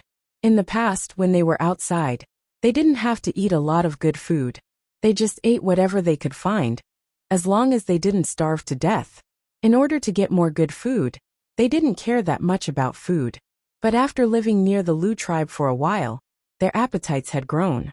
Ordinary food really couldn't satisfy them. It was hard to go from luxury to frugality. When the others heard this, they also thought of the Lu tribe's birds covered in meat and the smell of barbecued meat. Suddenly, their saliva secreted faster. Even the fragrance of the flowers in the forest at night smelled like barbecued meat. Why don't we go take a look? They were about to go to the Lu tribe's animal pen when they suddenly stopped. They frowned and looked in a direction. They didn't wear much clothing, and more than half of their limbs were exposed. Their skin could become extremely sensitive, especially at night. Their hair stood on end, but this didn't mean that they were afraid. Unlike other people, these people used the hair on their skin to perceive the movements around them at night. They were like the tentacles of a beast, able to perceive the airflow fluctuations caused by the friction between the bodies of the people around them and the air. At this moment, they felt someone approaching. They're here.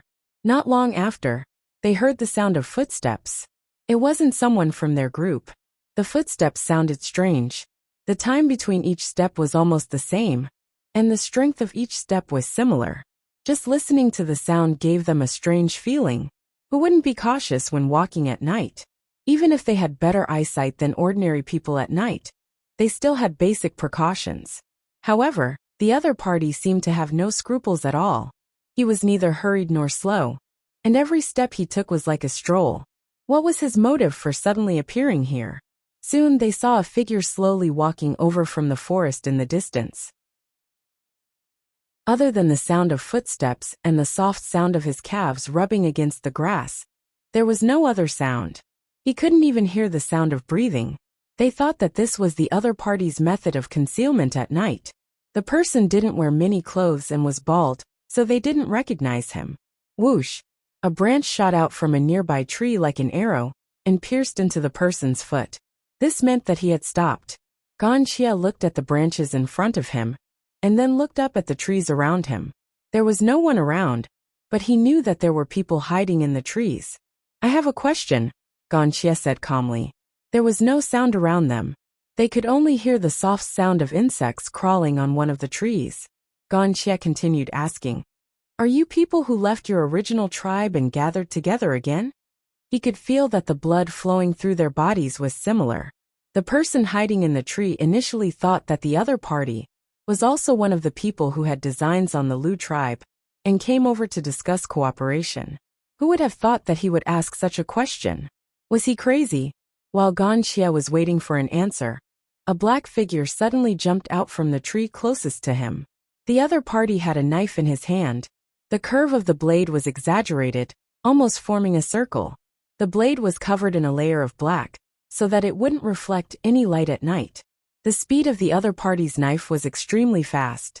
It moved around in the air several times like a ghost, making it difficult to see where the knife would land. The blade sliced through the air, making a whooshing sound. Wuxia knew that this person was aiming for his neck. Many people would aim for fatal areas, such as the heart or the carotid artery. After all, no matter how strong a person's body was, it would be difficult for them to survive such an injury. At first, Wuxia didn't want to dodge. It wouldn't matter if his carotid artery was cut. He didn't have any blood to lose anyway. However, when he thought about how Xiao Xian said that he wouldn't be able to survive without a head, Wuxia hesitated. The knife looked like it was going for his neck, but what if it cut his head off? Everything happened in an instant. From the other party's point of view, Wuxia only paused for a moment. Soon Wuxia dodged the knife. He wasn't afraid of the knife at all. He shook his shoulder and collided with the other party. Wuxia's body was stronger than the Yinjiao people. His bones were even harder than the Yinjiao totemic warriors. The person who attacked Wuxia didn't look weak either. In fact, if Wuxia and the other person were to be compared at the same time, the other person looked stronger. However, at the moment of collision, the sound of bones breaking could be heard. The other person was sent flying and landed heavily on the trunk of a tree. The crown of the tree shook from the impact. It looked like the leaves were about to fall off. The knife didn't injure the other party. Instead, one of the people on his side was sent flying. At this moment, the other people hiding in the tree were shocked. After a short moment, they surrounded Wuxia. They could tell that Wuxia was a very strong person. They had to work together to win. They didn't think about what would happen if they lost.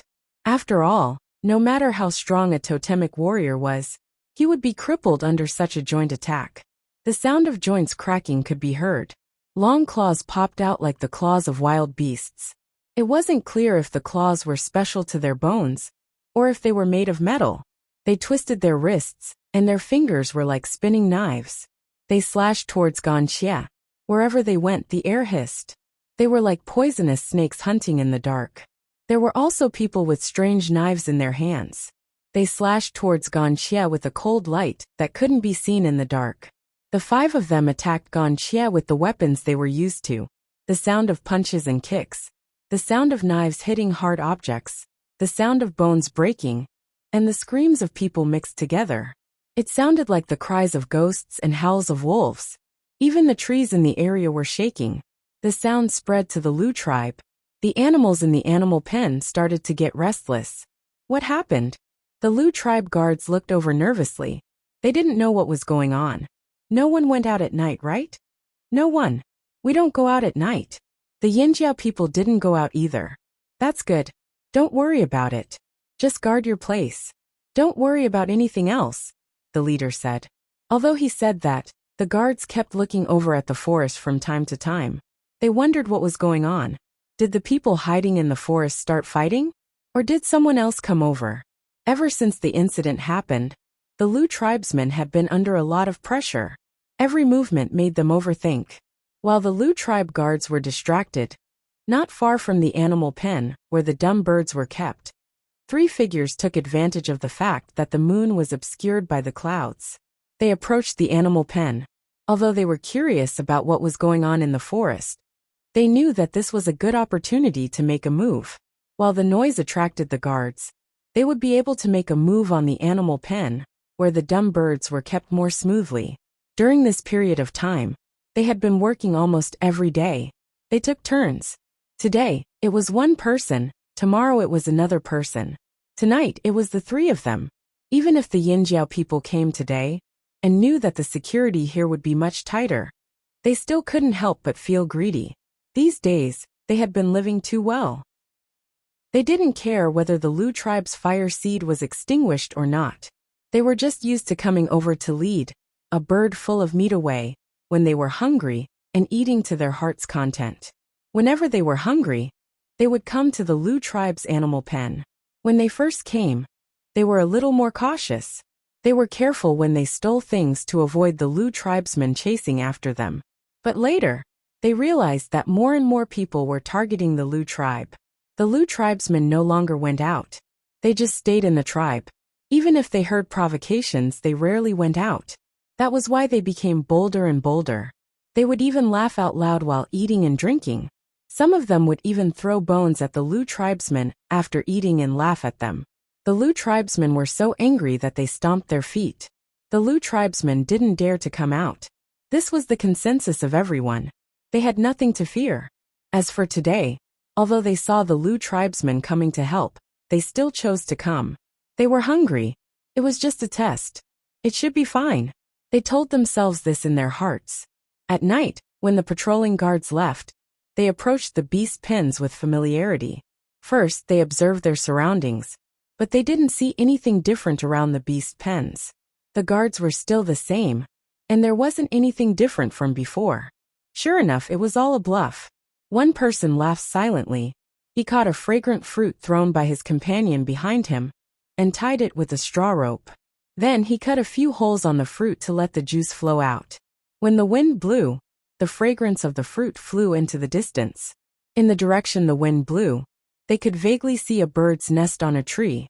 There was only one bird in it. The other birds were a little further away. They were cautious. They knew that they couldn't attract too many stupid birds at once. Otherwise, they would be too big of a target and easily alert the guards of the Lu tribe. The few times they were discovered by the Lu tribesmen, it was because they attracted too many stupid birds at once. So they were discovered by the guards, and it took them a lot of effort to escape. So since then they learned to be smart. Every time, they would pick a bird that was a little further away from the flock and nested in a bird's nest alone. The person holding the fruit approached the fence of the animal pen and skillfully threw the fruit towards the blurry figure. The fruit was tied with a straw rope. It drew an arc in the air and stopped about 10 meters away from the bird's nest. Because the ground was covered with grass and the fruit was soft, it didn't make too much noise. Although stupid birds were stupid, they had a good sense of smell. They had already learned the technique of stealing birds. They knew the best distance, and the fruit landed on the predicted landing spot. Tap, tap, tap. The sound of the bird's big toes stepping on the ground rang out. The person was happy. It's coming. Many times, even if they avoided more birds, the fragrance of the fruit might still attract 2 or 3 birds at once. They still had to spend a lot of effort to steal the birds out. However, this time, there was only one bird that was attracted by the fragrance of the fruit, and no more birds came over. That was even better. It saved them a lot of trouble. Judging from the sound, this bird was quite big. That made them even happier. He hid behind the fence. Because he couldn't see the situation inside, he could only judge by the sound. There was no one else. The patrolling guards didn't come. The bird had already stopped at the place where they threw the fruit. The person holding the straw rope felt the rope in his hand being pulled. He knew that the bird was about to eat, so he quickly pulled the rope out. But when pulling the rope, he had to be skillful. He couldn't be too fast. If he was too fast, the stupid bird wouldn't chase him at night. But if he was too slow, he would be eaten by the stupid bird. Thinking of this, the person was quite proud. One person concentrated on pulling the rope, listening to the sound, and judging the behavior of the stupid bird. The other person was breaking the fence. Behind them, there were still people on guard to see if there were any patrolling guards from the Lu tribe. Hurry up, someone behind urged. The 2 people who were squatting beside the fence were also anxious. The Lu tribe's guards were already here. The person pulling the rope sped up. After pulling for a while, he stopped. When he felt the rope was struggling, he continued pulling. The other person made a hole in the fence. Because these fences were often broken, the Lu tribe repaired them in a hurry. The trees they used now weren't very good, so the gaps between the logs were bigger. This made it easier for them to break the fences. They cut the ropes connecting the logs, pulled out the logs that could be pulled out, and sawed the ones that couldn't be pulled out. As long as they put something on the saw, the sound of sawing would be reduced a lot. The sound of a big toe stepping on the ground was getting closer. Judging by the sound, I know it's a big guy. Hee. The person sawing the log whispered. Actually, if they had more strength, wouldn't it be easier to just carry one out? Unfortunately, they didn't have the strength, so they could only try harder. The person pulling the rope didn't laugh. He always felt that today's bird was a little different from the previous ones. He stretched his neck and looked through the hole in the fence. He vaguely saw a bird's shadow. Although it was a little different from the previous ones, it wasn't as fat, but it shouldn't be a problem. They didn't see the Yinjiao team today.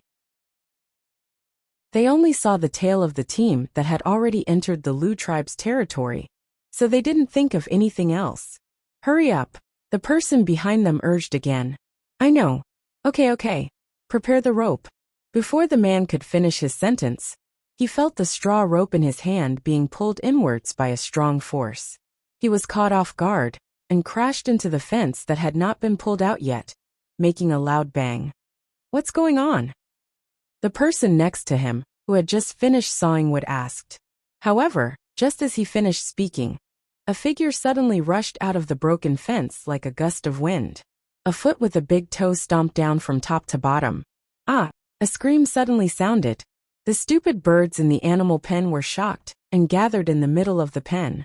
After little Jingzi stepped on the man, it didn't give him any time to get up. Its two big feet stepped on him quickly, not giving him a chance to get up at all. This was the principle of taking the initiative and taking the opponent's life. It was always like this when hunting in the forest. Otherwise, how could it hunt down those beasts that were stronger than it? The clouds in the night sky moved, and the moon that was blocked by the wind showed up. The person who was pulled by the rope and bumped into the fence turned his head and saw his companion being stepped under the bird's claws. With the help of the moonlight, he saw the bird coming out of the animal pen. He only felt a chill run from his tailbone to his brain. This wasn't the kind of stupid bird that they usually ate. Its body was obviously similar to those stupid birds, but the two claws in front of him were much sharper and stronger. They were like hooks, and the skin would be torn off if they were hooked. Quick, someone is stealing stupid birds again. The Lu tribe's patrolman heard the noise and ran over. When the person in the forest saw the situation change, he quickly ran towards the animal pen, wanting to pull his companion out. However, as soon as he ran out of the forest, he saw a big bird jump up in the dark. Its two big claws kicked one of his companions away. As for the other, he fell to the ground and struggled weakly, unable to get up at all. After seeing the situation over there, the person who ran out of the forest stopped and turned to run. The Lu tribe's people were already here, and the two men were injured. He definitely couldn't escape from the Lu tribe's pursuit with the injured. It was better to escape first. Chapter 768. When the patrolling guards rushed over, they only saw two heavily injured people. One of them had been hit by the bird's beak and immediately fell to the ground. They didn't know if he was dead or alive. After repairing the broken fence, the Lu tribesmen looked back a few times before they left. The giant bird that the flaming horns brought over had already returned to its nest.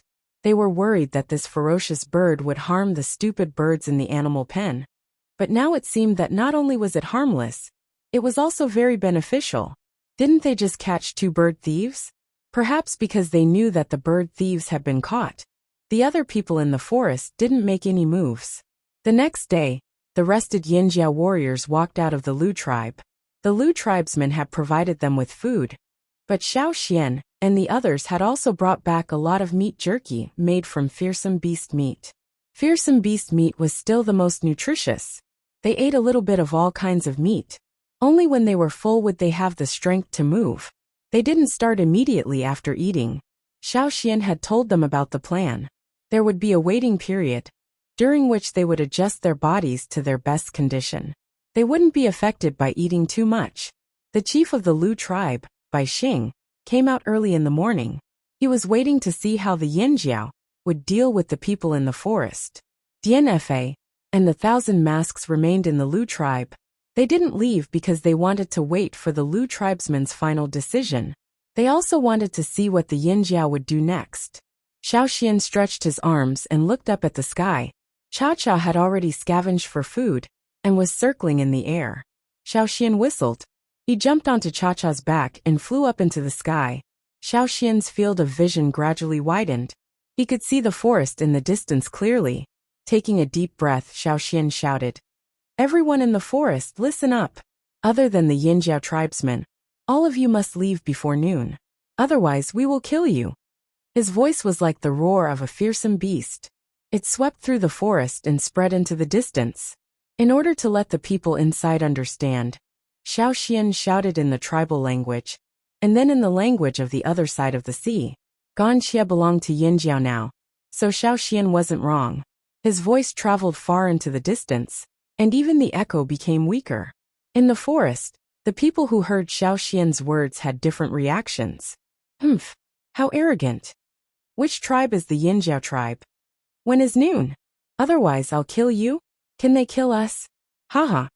At this time, in another part of the forest, Wu He and the others were chatting with old acquaintances on the other side of the sea. When they heard this, they threw away the food in their hands and ran away. "Brothers of Changla, why are you running?" The person who had been bragging to Wu He asked hurriedly, when he saw the reaction of Wu He and the others. "If we don't run, we'll really die." Wu He whistled. When the long-winged bird arrived, he and his companions flew out of the forest. They wanted to watch the show, but they had to avoid this troublesome place. They had to at least make sure they weren't affected. They didn't want the Yinjiao to misunderstand that they were involved in this matter. Actually, they weren't afraid of the other Yinjiao people. They were only afraid of Xiaoxian, who had shouted just now. They felt pain all over when they heard his voice. They could still remember the slap in the air clearly. Seeing the Changlis flee, as if they had met their natural enemy, the people who had been mercilessly thrown aside by Wu He were dumbfounded. When did the Changlis become so afraid of trouble? One of them was puzzled. Didn't these Changlis go wherever there was a show? "Boss, what should we do?" Another person turned to ask their leader, who was the one who had spoken to Wu He just now. That person lowered his head and thought for a moment. "Let's observe the situation first. If the situation doesn't look good, we'll retreat immediately." The Changlis liked to watch a show, but they were also quick to avoid life-threatening dangers. Wu He's group didn't seem to be faking it. While thinking, that person's brows furrowed slightly. They hadn't been on the mainland for long, so they didn't know much about the Yinjiao tribes. But now they had to take this seriously. They came here to reap benefits, not to throw their lives away. After Xiaoxian shouted, he landed and found a place to rest, leaving the Lu tribesmen to stare at him. "You just shouted it out like that? It's fine?" An elder of the Lu tribe whispered. Obviously, he didn't agree with this method. There had to be other ways to chase away those people in the forest. At the very least, it would be smarter to be discreet. Sigh, the Yinjiao people were too reckless. DNFA also thought that these Yinjiao people were crazy. Did they think that this was Yinjiao territory? How long had those people been in the forest been here? He had already figured out everything in the forest. What about the Yinjiao people? They had just arrived, and weren't familiar with the forest at all. One was in the dark, while the other was in the light.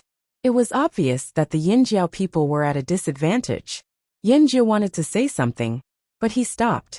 He wanted to ask Xiaoxian what his plan was. Should they reconsider and change their strategy? But Xiaoxian closed his eyes and rested. The other Yinjiao people didn't seem to have any objections. In the end, he could only sigh. He was still worried. The sun in the sky gradually moved up, and the shadows cast by the people on the ground gradually shortened. Xiaoxian opened his eyes and looked at the sun in the sky.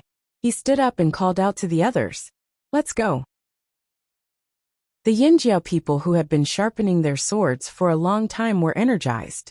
They immediately followed Xiaoxian out of the Lu tribe. At the border, The Lu tribesmen had already pulled open the wooden gate. They watched as the Yinjiao people walked out. They stared at the Yinjiao people who walked past them. They were curious as to whether these people would enter the forest just like that. The moment they stepped out of the Lu tribe's perimeter, the totemic power in Xiao Xian's body surged like boiling water. It roared, and the totemic patterns appeared. Red flames emerged from the totemic patterns. Then, the people around Xiao Xian, and behind him also experienced the same change. The second, the third, the fifth, the 10th, 100 similar totemic patterns and flames appeared on their bodies. From afar, it looked like they were about to merge into one. It was as if someone had thrown a piece of firewood into a pot of oil.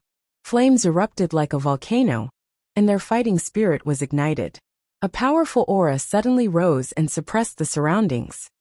The fire seed's energy. The Lu shaman looked in that direction with a face full of shock. He had seen a similar scene at the Yinjiao's trading point. But seeing it again, he couldn't help but be shocked. This was the power of the fire seed. Even if the fire seed was no longer there, its energy still existed in the tribesmen. It followed the tribesmen everywhere, ready to start a prairie fire at any time. For Yinjiao kill. As soon as the word kill was spoken, Xiao Xian raised his foot and stomped it hard on the ground. There was a loud boom. The ground didn't crack, but it shook. The 2 large stones the Lu tribesmen placed at the gate of the perimeter wall were shaken off the ground. The Lu and Thousand Masks people who followed behind all felt their feet go numb. The stomping sound was like a war drum, announcing the start of this battle. For Yinjiao kill. Close to 500 warriors roared in unison. Their voices were so loud that it seemed like they were going to overturn everything around them. Their murderous aura was so strong that it made the sun's temperature drop by a few degrees. It made people's hair stand on end. The energy of the Yinjiao fire seed instantly covered the entire area. It was so strong that the Lu tribesmen had the urge to retreat. Some of them even retreated, wanting to get as far away from the Yinjiao people as possible. These Yinjiao people were still eating and laughing together yesterday. But now, these Yinjiao people were in a terrifying state. They were like ferocious beasts with their fangs bared, ready to pounce. Bai Xing looked at the Yinjiao people and felt like he was hallucinating. It wasn't just 500 totemic warriors, but tens of thousands of them. It was as if the entire Yinjiao tribe had gathered here. It was so powerful. The shaman of the Lu tribe widened his eyes. His pupils dilated, and his Adam's apple bobbed up and down. What a strong fire seed! Even the fire seed in their fire pit seemed to be suppressed by it. Even if it was a battle spirit, it shouldn't be like this. The elders beside the Lu shaman gasped. Is it like this after merging with the fire seed? Aren't they only 500 people? Why is there such a strong fire seed energy? Xiao Xian waved his hand, and the team split into 2 groups. They ran in different directions like wolves and tigers. They knew where they were at a disadvantage. They weren't familiar with the terrain. But this wasn't a forest where fearsome beasts lived. They only needed to pay attention to the people hiding in the dark. Since they were in the open, then they had to be more direct. Weren't the people hiding in the forest familiar with the terrain? Weren't they able to hide in the dark? Fine. Then let's chase those hiding in the dark out first. The 2 teams were like 2 knives on the rotating shaft of a meat grinder. They began to rotate in the forest. The people in the group were like fearsome beasts rushing forward. The ground under their feet trembled under their feet. They didn't seem to want to hide anything. The people in the forest felt the ground tremble closer and closer. Every sound was like a sudden clap of thunder, shocking them to the core. Some people who heard the shout in the morning and didn't leave were already regretting it. Leave. Or stay here. Maybe if they avoided the Yinjiao tribe's search, they would be fine? Many people thought so. However, they soon realized that they didn't understand the Yinjiao people. Boom! A tree trunk as thick as 5 people was brutally kicked by a Yinjiao warrior. Half of the tree was kicked away. The tree is down. Let's see where you can hide. Change trees? Go ahead. Let's see if you can escape faster, or if we can surround you faster. The knives and axes in their hands flashed with cold light under the scattered light in the forest. The sharp edges of the knives and axes cut through the air, drawing a cruel cold light. You damn Yinjiao people. Before the heavy branches fell to the ground, several figures were forced to flee in different directions. Dozens of arrows pierced through the trees, whistling through the air as they chased after them. The warriors with knives, axes, hammers, spears, and other metal weapons followed closely. In this chase and encirclement, the division of labor was clear. One group was responsible for fighting, just like the wolves in the wolf pack who were responsible for chasing and intimidating the deer. The other group was responsible for attacking in the open. There was also a group of people who lowered their presence in the group at the beginning, but were secretly looking for opportunities to take their lives. Imitation was human nature and instinct. The ancestors of the tribesmen imitated the beasts in the forest to hunt. The predators in the forest had all sorts of ways to obtain food, and the tribesmen learned a lot from them. Then they summarized, passed down, and improved. Even now, the Flaming Horn tribe was able to feed the entire tribe with just the things they paid in the Flaming River trading point, the crops in their fields, and the animals in their animal pens. However, they never stopped hunting. Because of this, they were able to maintain their peak condition and fight at their best. Bang! Bang! The sound of bowstrings vibrating could be heard.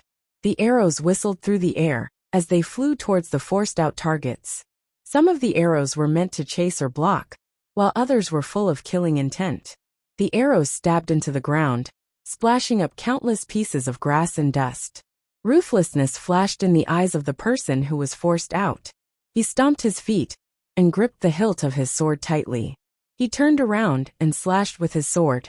The next moment, his sword collided with the saber that was shining like a cold star, creating sporadic sparks. At some point, he thought he was going to be sent flying. However, with a clang, the sword in his hand was cut in half. He didn't even have time to react. The knife that broke the sword didn't slow down and quickly slashed across his throat. Even though he reacted quickly and tried his best to dodge, he still couldn't avoid the killing intent of the knife. Pft! Blood spurted out from his neck. The man holding the broken sword staggered 2 steps forward, his face still full of shock and fear. Xiao Xian didn't look at that person again and continued forward. The other Yinjiao warriors also followed, the air currents from their movements pushing the people standing there to the ground. The fallen man looked at the bloody figure stepping over him and deeply regretted not leaving when he heard the shout in the morning. If he had left, he wouldn't have died here. His vision gradually darkened. He didn't have time to regret. Before he died, he thought that the other people who stayed in the forest would probably end up like him. If he could do it all over again, he would definitely run away as soon as he heard the words Yinjiao. No amount of temptation was more important than his life. The blood-stained Yinjiao warriors didn't look at the fallen men, nor did they think about what they were thinking before they died. They continued to clear out the people hiding in the dark in the forest. The smell of blood in the forest became stronger and stronger, carried farther and farther by the wind. The people who thought they were lucky heard the sound getting closer and closer. Even their bones trembled. If they left now, wouldn't it be too late? In the distance, scavenger birds smelled the scent and flew over. On the Lu tribe's side, the people standing on the outer wooden walls listened to the movements in the forest. They looked at the trees that were kicked into the air from time to time, and the muscles at the corners of their mouths twitched. In the past, when the Yinjiao tribe was still in the fearsome beast forest, Yinjiao often brought people with him to deliver baby beasts. However, he had never seen the Yinjiao people in battle. More accurately, he had never seen them in their hunting mode. Too cruel. The current chief of the Lu tribe, Bai Xing, looked over in a daze. An indescribable complex feeling arose in his mind. The shaman of the Lu tribe smelled the scent of blood carried by the wind and thought of the records left behind by their ancestors about the Yinjiao people. The Yinjiao people, no matter if it was 1,000 years ago or 1,000 years later, always liked to use similar methods. Simple and violent. Chapter 769. The forest flashed with cold light. The sounds of metal, people, branches breaking, and arrows flying through the air were mixed in with the smell of blood and carnage. Xiao Xian raised his hand to wipe off the blood that splashed on his face, and continued to walk forward. Suddenly, Xiao Xian stopped in his tracks and the team slowed down. Xiao Xian saw Gan Xie standing beside a tree not far away. On their way here, they had seen a few people lying dead on the ground. Judging by the wounds on their bodies, it was easy to tell who killed them. Most of them had been killed with their bare hands, and the method was similar. There were also bits and pieces of gray linen in the surrounding bushes. Gan Xie had many wounds on his body. If he was a normal person, he would have died many times over. However, Gan Xie was still moving like a normal person. There was no pain on his face. When he saw Xiao Xian and the rest, he even greeted them calmly. He must have gained a lot from last night. Xiao Xian thought to himself. Xiao Xian didn't stay here for long. He signaled the others to follow him, and continued to sweep forward. The two teams moved in two different directions, like the blades on the rotating shaft of a meat grinder. They cleaned up the forest around the Lu tribe from the inside to the outside. Gan Xie wouldn't join them. After all, this operation focused on teamwork. Gan Xie couldn't adapt to Yanjiao's operation. He didn't want to join them either. It seemed like he had another target. Moreover, from the looks of it, Gan Xie was heading towards his target. Xiao Xian didn't need to call him along. After Xiao Xian and the rest left, Gan Xie looked up at Yang Guang.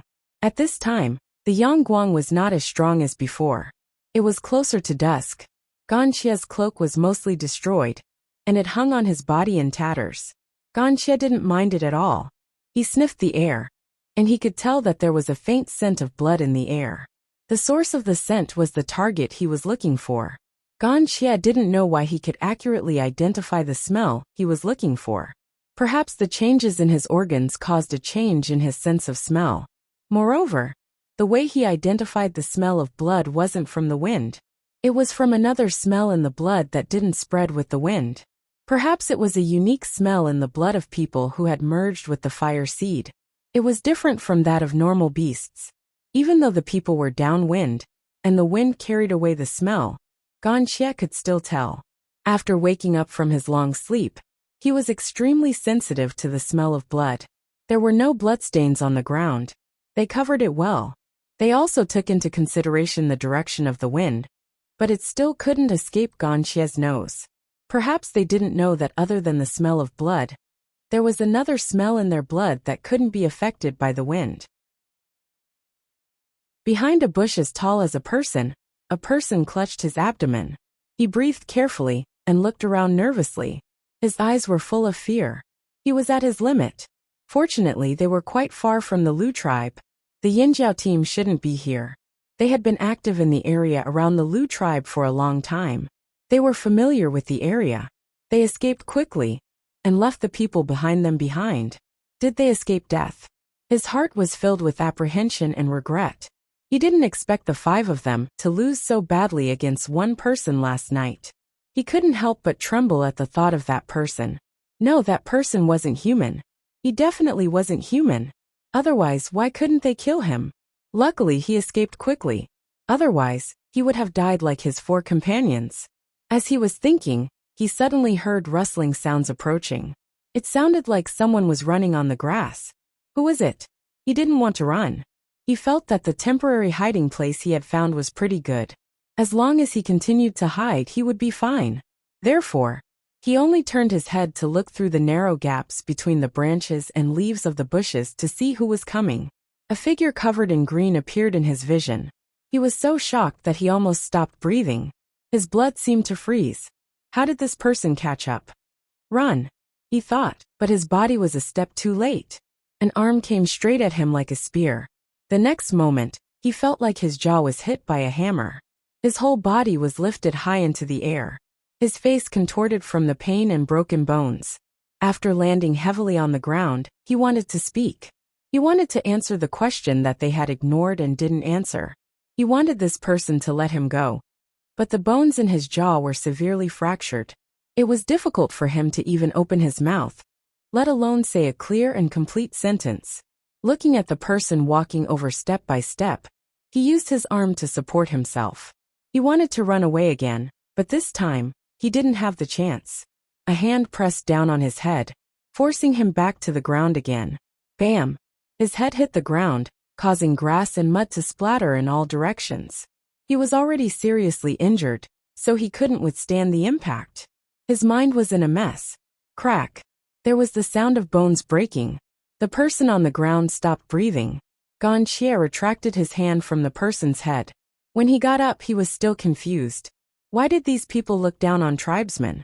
It had nothing to do with their strength. After all, these people weren't that strong. Wuxia didn't understand. Why did these people feel so superior when they no longer lived as tribesmen? Although these people didn't answer Wuxia's question directly, their reactions and words were filled with disdain. It wasn't just these 5 people. There were others too. These people from the other side of the sea made Wuxia unhappy when they talked about tribesmen. When he was in a bad mood, he didn't hold back. Weren't these people tribesmen too? Even if their way of life had changed, they shouldn't be so disdainful. Did the fire seed change, or did the people change? Wuxia maintained his posture and started to think. No, the fire seed was still the fire seed. It was just that the people had changed. Just like himself. Wuxia rubbed his fingers. The blood on his hand was still warm. It was much warmer than the blood on his body. That was because Wuxia didn't have any body temperature. Wuxia didn't look at the person on the ground. He glanced at the trees in front of him.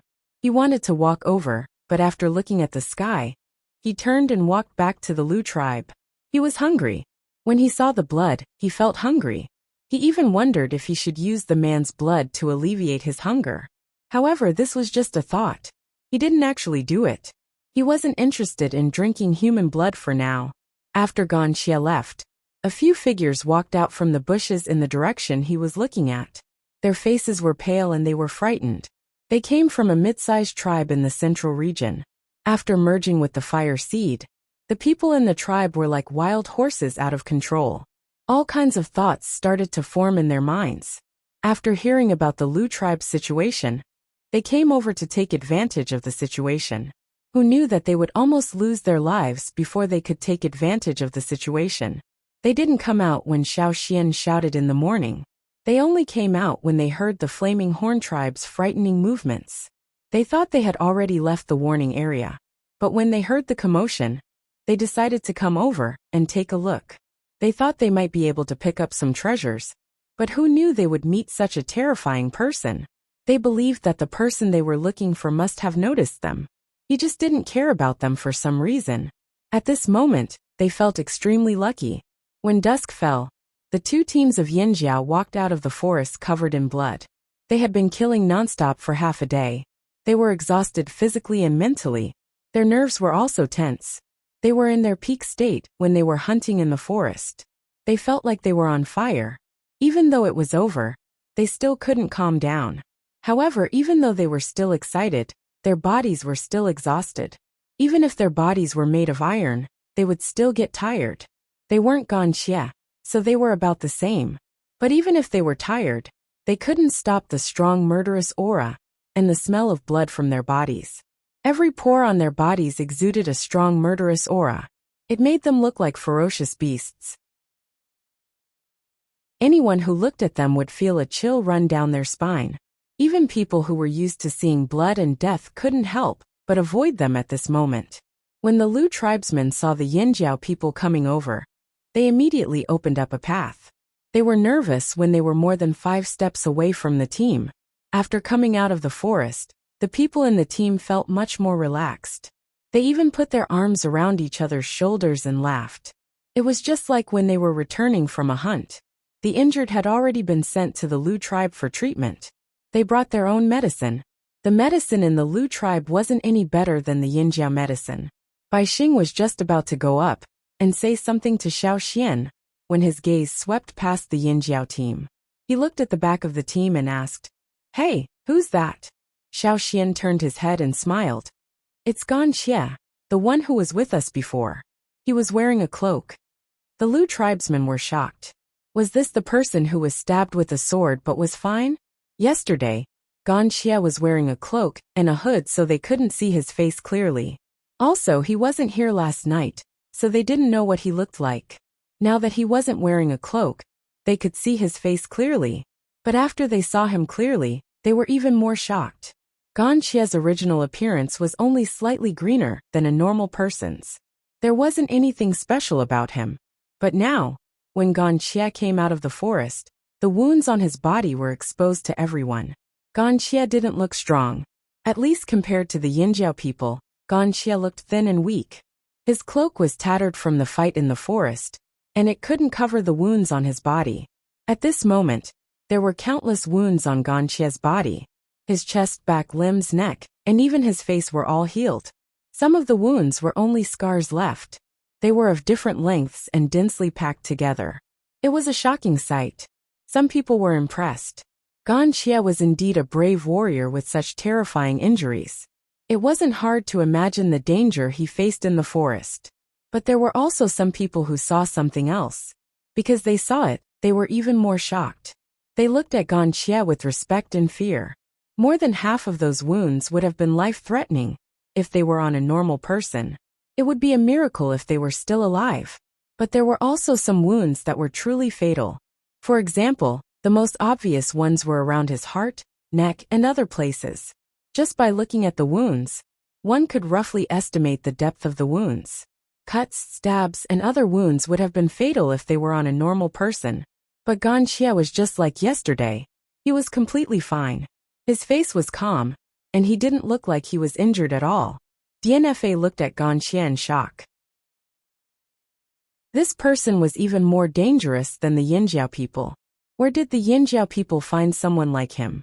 Why did he join the Yinjiao people? Elder Xiaoxian, the people in the forest. Bai Xing asked. There shouldn't be any problems around here. Unless someone is hiding and hasn't been found by us. Xiaoxian looked around the forest. Flocks of scavenger birds were already moving around in the forest.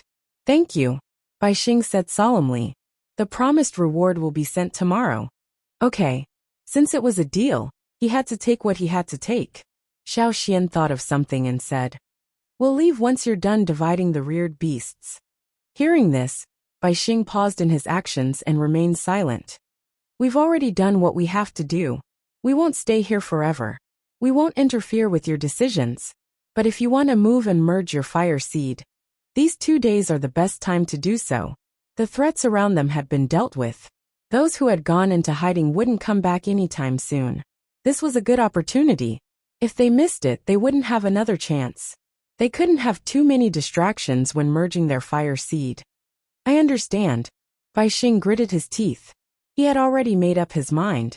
Seeing Bai Xing leave with heavy but determined steps, Guang Yi asked Xiaoxian, Can the Lu tribesmen merge their fire seed? Yes. But I don't know where they'll move to. They won't stay here any longer. Xiaoxian deduced from what he heard from the Lu tribesmen. The Thousand Masks tribe was still waiting. This meant that the Lu tribesmen didn't have a consensus. This isn't good. Guang Yi frowned. He didn't like this attitude of the Lu tribesmen, and didn't expect them to move to the Flaming River region. Then we'll have to see how they perform. After this incident, if they still couldn't find the root of the problem, the Lu tribe might be able to get through this, but they might not be able to survive the next time, even if they merged their fire seed. After checking on the injured again, Xiaoxian assigned them to take turns to keep watch. Then, he asked Guang to bring the forest raccos back to the animal pens. Although they had cleared out a group of people in the forest, they couldn't be sure if anyone else would dare to come and steal the birds. That night, the Yinjiao people slept well. However, the Thousand Masks and Lu tribesmen suffered from insomnia. Chapter 770. The next day, the Lu tribesmen still hadn't finished counting the animals in their animal pens, so Bai Xing went to look for Xiaoxian. We've decided to merge our fire seed, and after that, we'll be moving to the Flaming River. We hope that Elder Xiaoxian and the rest of you can help us on this journey. Bai Xing didn't sleep the entire night, so he didn't look well. However, his eyes were bright, and he sounded relaxed as he spoke. They finally made a decision on such a huge matter. Xiaoxian looked at the new chief of the Lu tribe. He didn't mind when the reared beasts would be given to him. If the Lu tribe decided to move to the Flaming River region, they wouldn't have to give him the reared beasts now. After everything had settled down and the reared beasts had recovered, it wouldn't be too late to send them to the flaming horns. However, Xiaoxian still had a question. Where have you decided to move to? The Flaming River region isn't small, Xiaoxian asked. Well, we've already decided on the location a long time ago, Baixing smiled. The chief brought us there during the Flaming River Trading Point's grand banquet. The chief Baixing was referring to was the previous chief who had passed away. Although that chief wasn't the strongest in the tribe, he was smart and had foresight. When he was invited to the Flaming River Trading Point, he brought a few warriors to explore the area. He even drew a map and made markings on it. The Lu tribe's water source was almost depleted. Although they could still survive, a lack of water severely affected the quality of their animals. Back then, when the previous chief went to the Flaming River Trading Point, he had already considered moving there. After he came back, he went to a few other places and listed them as options. Now, Baixing had chosen the Flaming River Trading Point. Xiaoxian looked at the animal skin scroll Baixing took out. On it was a map of the Flaming River Trading Point, with a few simple strokes. It marked out the Flaming River Trading Point's location, the Rain Tribe, Drumming Tribe and other tribes. The place the Lu tribesmen chose was upstream of the Rain Tribe. It wasn't too close to the Flaming River, but it wasn't too far either. Most importantly, there was a small river that led to the Flaming River. Xiaoxian knew this river, because he had walked upstream. This river must have appeared during the disaster, and didn't exist before. It was only about 10 meters wide and less than 20 meters wide, but it was enough for the Lu tribesmen. Plus, it was connected to the Flaming River, so it wouldn't dry up easily. Even if they ran out of water, they could walk further to the Flaming River to get more water. Even worse, if there was a bigger problem, they could choose to move. After merging their fire seed, they wouldn't have to worry about it. When are you merging? Asked Xiaoxian. Tomorrow, the day after tomorrow at the latest, said Baixing. The Lu shaman asked Xiaoxian for advice about merging their fire seed. Although they had gained a lot of experience from merging their fire seed, they still had to be careful when it came to their fire seed. In the end, the Lu tribe chose to merge their fire seed on the afternoon of the third day, after clearing the forest. They didn't dare to do it at night, because the animals in their animal pens would be frightened. They were braver during the day, so they were safer. DNFA had already left with the 1,000 Masks tribe the day before. No one knew what they were planning in the future. Perhaps they would imitate the slave masters on the other side of the sea, and merge with other smaller tribes to form their own political system. No matter what, they had to go through a bloody and cruel cleansing process. After all, the situation there wasn't like the Flaming River region. The 1,000 Masks tribe was surrounded by tribes that had once established themselves in the central region. Every tribe had their own ambitions. If they weren't careful, the 1,000 Masks tribe could be bitten back. Back in the day, the Ji family in the royal city fought with a few other tribes for the top position. It was also a bloodbath. However, that was the 1,000 Masks tribe's business. Xiaoxian didn't think about it anymore. He stood with the other Yinjiao tribesmen outside the Lu tribe's boundary. During the merging process, the Lu tribe's fire seed energy would affect the Yinjiao tribesmen. The conflict between different fire seeds would bring pressure. This was the Lu tribe's territory. During the merging process, the fire seed energy would be released completely. The Yinjiao tribesmen didn't want to get hurt. The aura of the Lu tribe's fire seed was getting stronger and stronger. The people standing outside the walls could clearly feel the pressure from the foreign tribe's fire seed. It was rare for Wuxia to experience something like this, so he looked at the Lu tribe curiously. Is this the merging process? It's just part of the process. We need to ignite the fire seed in the fire pit. This is just the beginning. The fire seed energy will get stronger and stronger, Xiaoxian explained. Wuxia had a familiar feeling. It wasn't the Lu tribe's fire seed energy, but the process of merging with the fire seed. Although he wasn't a Lu tribesman, he could feel the current state of the Lu tribe's fire seed. It was very similar to the scene in his memory. Back then, they encountered a similar situation. Unfortunately, after the fire seed was ignited, the shaman limited it to only 10 of them. Including the shaman, there were 11 people in total. 11 people merged with the fire seed of the entire Han tribe. If it wasn't for the fact that the fire seed was weakened during the battle, the 11 of them would have died on the spot.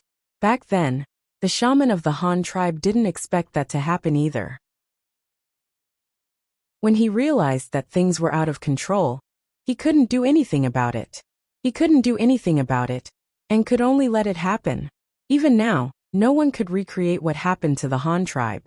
It was just an accident that no one knew about. Even if the shaman of the Han tribe was still alive, he couldn't recreate it. When the khaki-colored fire seed flames shot up into the sky, the energy of the fire seed reached its peak. The majestic energy brought great pressure to the Yinjiao people standing outside. The Lu tribe was like the eye of a storm, with strong winds blowing outwards. Guangyi couldn't help but take a few steps back. He wanted to get as far away from the fire seed as possible.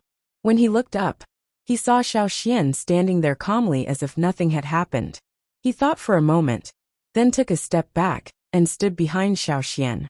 Instantly, he felt the pressure lessen. It was as if the impact of the Lu tribe's fire seed was blocked by Xiao Xian. When the others saw Guangyi doing this, they followed suit. 1, 2, 10, 100.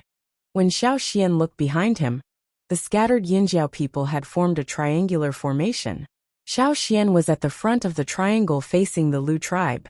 Gan Xie didn't stand behind Xiao Xian like the others. Although he was also affected by the Lu tribe's fire seed, this feeling was hard to describe. If it was a normal person, they would definitely say that it was like they couldn't breathe. Gan Xie didn't need to breathe anymore, but this feeling was similar. However, while the Yinjiao people wanted him to relax, Gan Xie didn't want to. He wanted to experience the changes more clearly, because all of this matched up with the scenes in his memory. It really is fusion. Gan Xie closed his eyes. Back then, the shaman of the Han tribe almost let his injuries worsen. It was equivalent to suicide. If they had known this would happen, perhaps the shamaness wouldn't have blamed herself so much. No, she still blamed herself. After all, it was the shamaness who turned the tribe's fire seed into such a state. Moreover, she only merged it into 11 people's bodies. The rest of the Han tribesmen were no different from the wanderers, who had no totemic power. No matter what, it was all in the past. What happened couldn't be undone. There was no point in regretting it. When everything calmed down, the Lu tribe's fire seed's aura gradually dissipated. The Yinjiao people also felt the pressure on their bodies disappear. It's done. The Lu tribesmen had successfully merged their fire seed.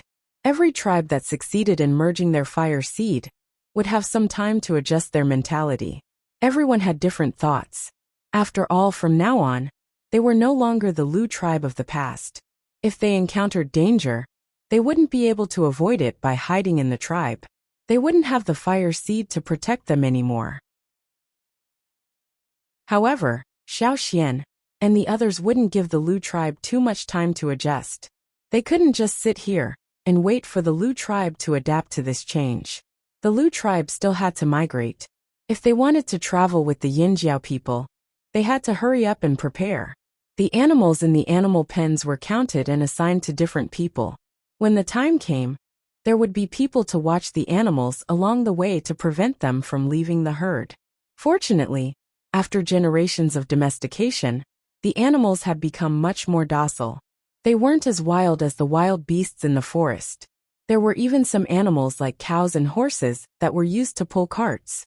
When the time came, as long as they took good care of them, they would be able to manage the herd. The animals in the Lu tribe were all social animals. Wherever the herd went, they would follow. The Lu tribe was busy for 3 days. The Yinjiao people also helped them build carts.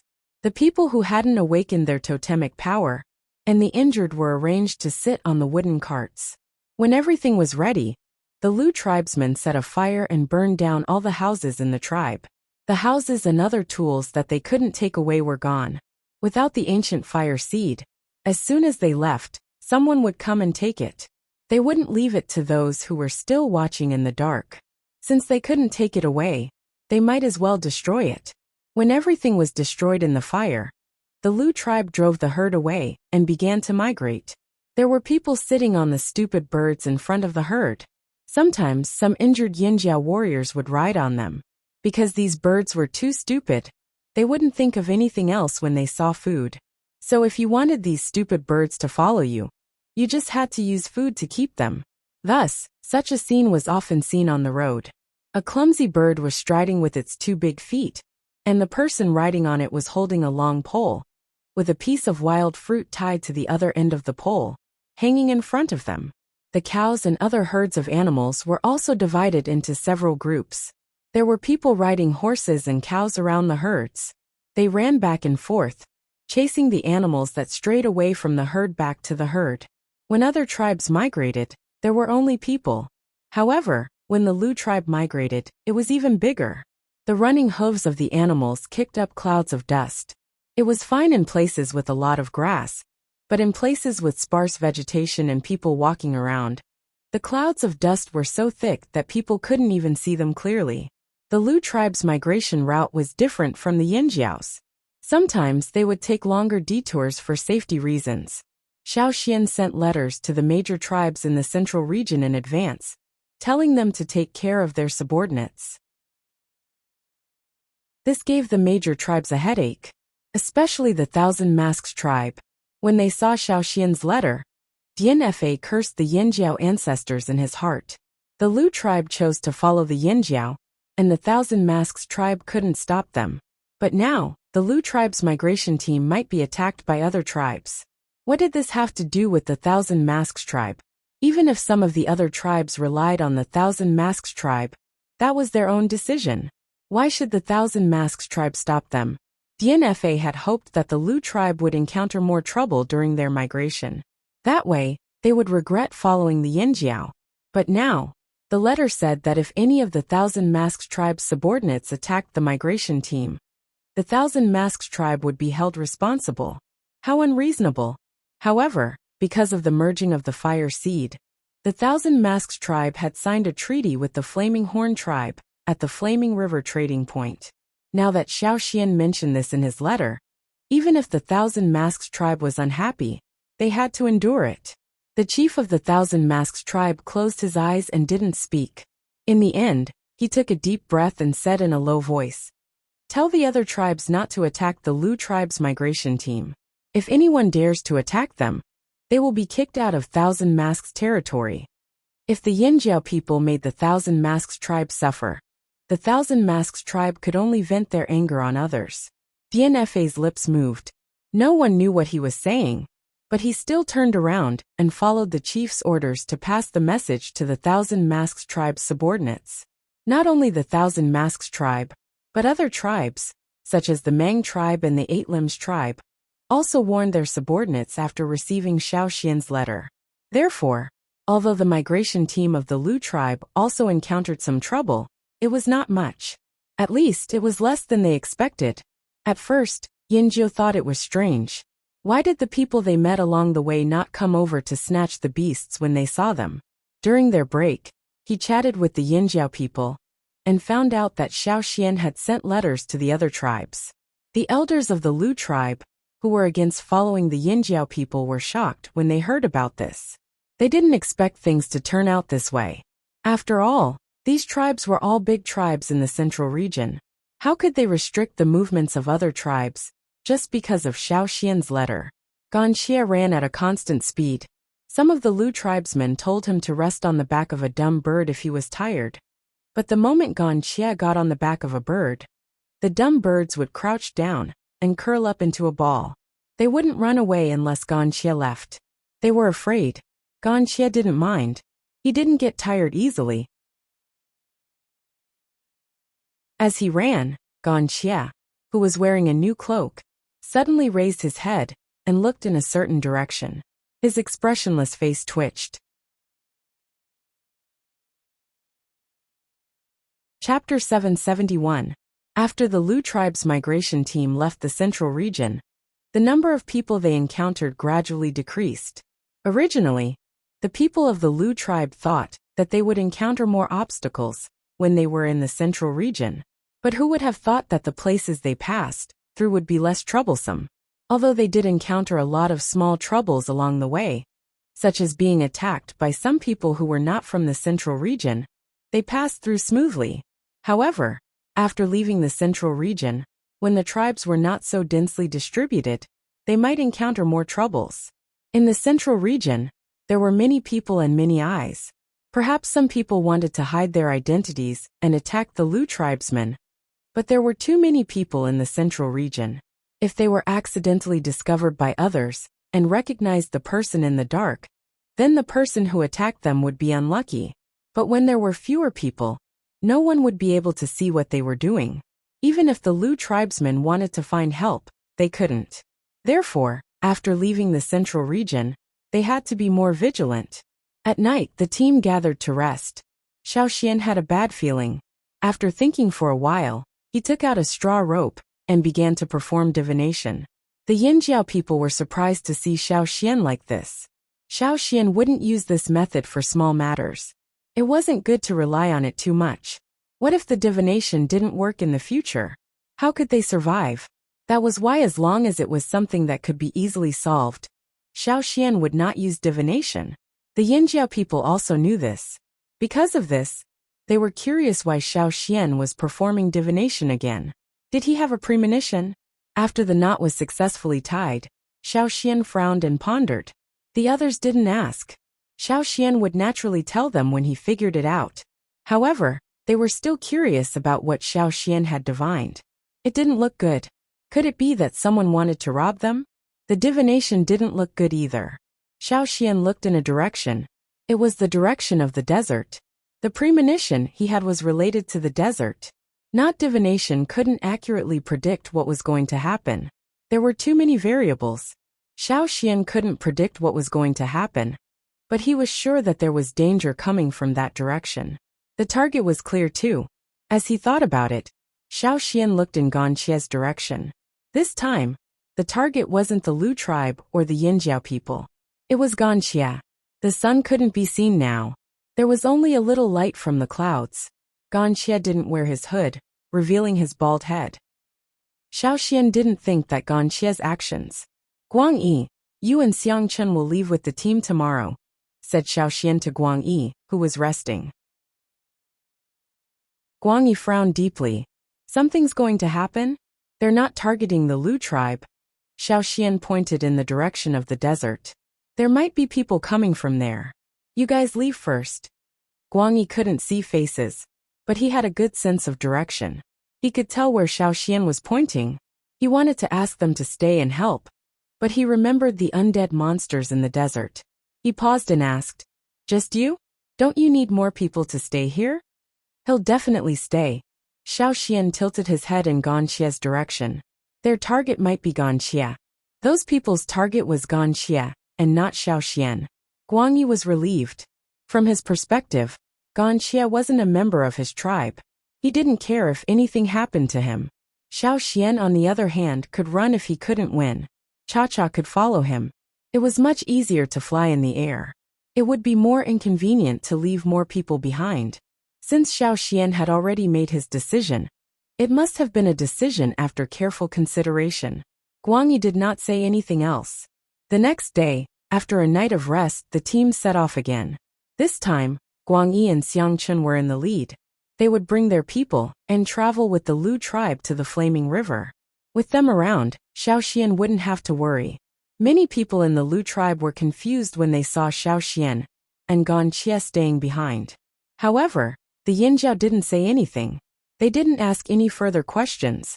The only thing they knew was that Xiao Xian stayed behind to stop some trouble. The cries of the reared beasts gradually faded into the distance. The team could no longer be seen. Xiao Xian found a tree nearby and sat down to rest, waiting for the people to arrive. Those people must have a way to track them. When Robber 11 went to the secret underground room in the Flaming River Castle, he brought along special tracking insects. The people from Rock Hill City had many tricks up their sleeves, so they must have a way to find their targets. This place was surrounded by forests. They weren't dense, and the trees weren't very big. Perhaps it was because there were occasional people here, but there weren't any thick ancient trees. There were mountains nearby. They weren't tall, and were considered big in this area. However, they couldn't be compared to the forests where fearsome beasts lived. The surroundings were green, and there was still some dew on the grass in the morning. Xiao Xian rested on the tree and waited. As long as they didn't move, those people would definitely find them. Even if they didn't arrive today, they would definitely arrive tomorrow. The Yanjiao and Lu tribes teams were already far away. No matter how big the commotion here was, it wouldn't affect them. Ganxia sat on a large rock under the shade of a tree. A long time ago, a team used to rest here. There were some drawings carved on the rock with hard tools, but they were already blurred so he couldn't tell what was written. The hood covered most of Ganxia's face, so his eyes couldn't be seen clearly. He just stared in one direction for a long time. He didn't even blink once.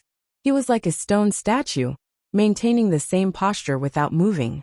This wasn't something a normal person could do. The sun hung high in the sky and set. The clouds in the sky were burning, and the ground seemed to be covered in a layer of red. An eagle screeched in the sky. Xiao Xian stood up and looked in a certain direction. They're here. Not long after, 4 flying birds appeared in the distant sky. When the figures in the air flew closer, Xiao Xian also recognized these birds. They were the species domesticated by the desert slave masters, a type of eagle that lived in the desert. Compared to eagles in other places, their claws were larger in proportion to their bodies. Every toe was longer and harder. When they found prey in the desert, even if the prey burrowed into the sand, they could dive down and dig their long sharp claws into the sand to fish out the prey. Many desert snakes, scorpions and lizards were the prey of these desert eagles. There weren't many people coming. Of the 4 eagles, 3 had 1 person standing on them. The leading eagle had 2 people on its back. There were 5 people in total. Xiao Xian became even more cautious. The fewer people there were, the harder it would be to deal with them. Xiao Xian recognized the 2 people on the leading desert eagle. It was Su Lu, whom he had met in the desert, and the cloaked man who controlled the puppets beside Su Lu. There was only 1 person on each of the other 3 eagles. Su Lu and the person beside him were sprawled on the eagle's back. The other 3 were standing, and they stood very steadily. They were dressed like the strange puppets. But Xiao Xian knew that these 3 people were different from the puppets he encountered in the desert.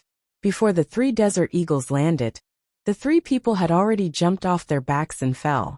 Bang, bang, bang. The sound of 3 people landing on the ground shook the ground. It was like the muffled sound of boulders crashing onto the ground. There was a thick layer of grass on the ground, so there wasn't a lot of dust. After the 3 people landed, they didn't move. Instead, they stood in the crater. Because their faces were covered with cloth, Xiao Xian couldn't see what they looked like. However, through his special vision, he could see that their bones were brighter than normal people's. They didn't breathe, nor did they have a heartbeat. They didn't even pant after landing. They were like lifeless pieces of wood. Puppets.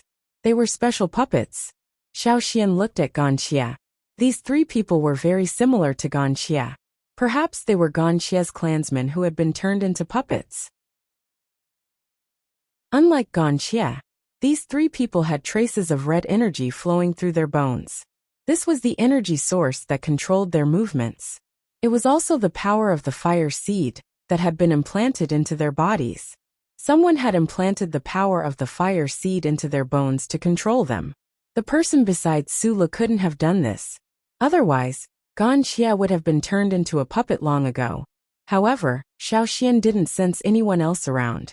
Where was the person controlling these 3 people? Or did they not need someone to control them? Xiao Xian's heart skipped a beat. The puppets he had seen in the desert could only be considered high-level puppets. However, these 3 people might be even more special. As Xiao Xian pondered, the eagle that Su Lu and the person beside him were on had landed. They weren't like the 3 puppets who couldn't even feel pain. They wouldn't fall from the sky. Instead, they waited for the desert eagle to stabilize itself before coming down. After Su Lu steadied himself, he looked around. His gaze lingered on Ganxia, who was sitting on a large rock. Then, he looked at Xiao Xian, who had already come down from the tree. Yinjiao Xiao Xian. Su Lu shouted angrily. Su Lu was so angry that his liver hurt when he recalled Su Gu's gloating expression after he had abandoned his armor and escaped with his body covered in wounds. The Loya city king was very disappointed in him. He had also thought of finding the ancient corpse. He didn't hesitate to use his treasures to contact the thief and ask him to go to the Yinjiao tribe to find the lost ancient corpse. Unfortunately, there was no news of the thief. The thief said that he was already dead. Fortunately, he still had one more chance. As long as he brought back the lost ancient corpse, he still had a chance to compete with Su Gu. Su Li's eyes were filled with murderous intent when he thought of the culprit who had caused all this. However, when he thought of Xiaoxian's strength, he became wary. Fortunately, he didn't have to fight this time. Otherwise, even 10 of him wouldn't be a match for Xiaoxian. Chu Su. Su Li looked at the person standing beside him. The person wearing a yellow sackcloth cloak didn't pay attention to Su Li. His gaze was fixed on Wuxia. Before he landed, he knew that the person sitting there was the person he was looking for. However, he couldn't help but feel that something was wrong. He looked at the exposed half of the person's face, and the pair of pale hands. His heart skipped a beat. He looked at Xiaoxian abruptly and asked, "What did you do?" Xiaoxian smiled and didn't say anything. Chu Su's cloak was still covered in sand. The wind that blew against him still carried the smell of the desert. It didn't fit in with the surrounding atmosphere. Chu Su looked at the person who was sitting on the rock and wearing a cloak. The gray and rough sackcloth was fluttering in the wind. He was also wearing a cloak, but compared to the 3 people they brought with them, he looked more like a normal person. If it weren't for the fact that the person wasn't breathing, and that the tracking device in his hand was pointing in the same direction, he would have doubted his own judgment. What did the Yinjiao people do with the ancient corpse? Why would there be such a huge change? Why are you asking so many questions? Su Li became impatient when Chu Su didn't move. Xiaoxian, hand the ancient corpse over to us and we'll let you go this time. With 3 powerful helpers by his side, Su Li was confident in his words. Xiaoxian chuckled. Xiaoxian's nonchalant attitude infuriated Su Li.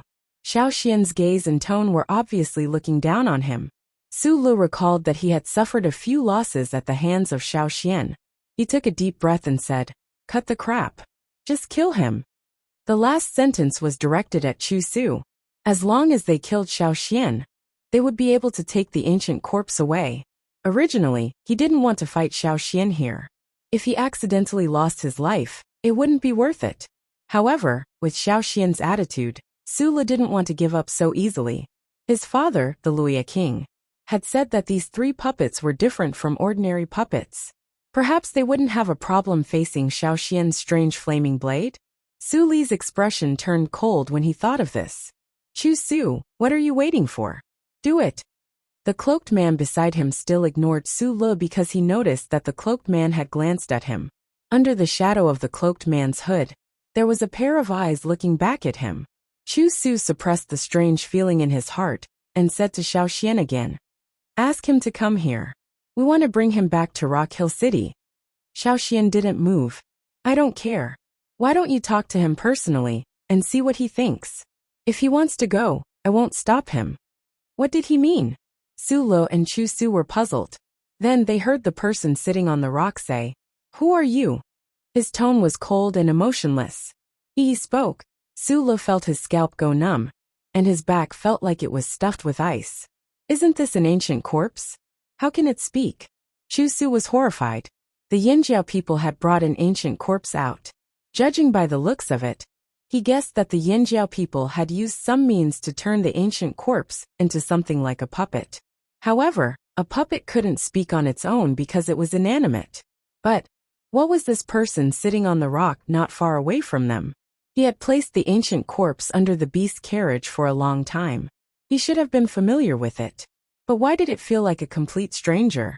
He must have been controlled by the Yinjiao people. Chu Su, do it. Su Li's voice was sharp and piercing due to his extreme shock. This time, Chu Su didn't wait any longer. If they wanted to know what had happened to the ancient corpse, they would know with a single look. "Do it," Chu Su shouted. As soon as Chu Su's voice fell, the 3 cloaked men standing in the pit charged towards Wuxia like arrows released from a bow. Feeling the hostility, Wuxia felt an indescribable sense of loss. His entire body tensed up. His body, which had no temperature to begin with, seemed to be emitting cold air. The temperature around him seemed to be dropping as well. They were his tribesmen. Ganxia had already sensed them before they had even appeared. Now, he could feel the murderous aura emanating from the three tribesmen. Their target was him. Chapter 772. 3 against 1. Xiao Xian wondered if he should help, but Ganxia didn't seem like he wanted him to. Xiao Xian decided to observe the situation first. After all, this was a battle between the Han tribesmen. Ganxia's excitement, when he first saw these three tribesmen, was now replaced by intense disappointment. Although he was mentally prepared, he still felt disappointed when he saw them in person. A greenish-black fist quickly enlarged in Ganxia's eyes. In the blink of an eye, it was already in front of him. A strong murderous intent radiated from his opponent's arm.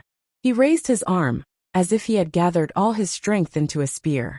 He didn't say anything, but his intention was clear. Kill. His opponent's face was covered by linen cloth, so he couldn't see his face. However, Ganxia recognized him. Other than this person, there were two other people covered in yellow linen cloth. Although they had been asleep for a long time, and most of their memories were blurry, Ganxia could still recognize them. As soon as the two men moved their arms, they revealed their intentions. They opened their fingers with dark brown sharp nails, drawing a brown ray of light in the air.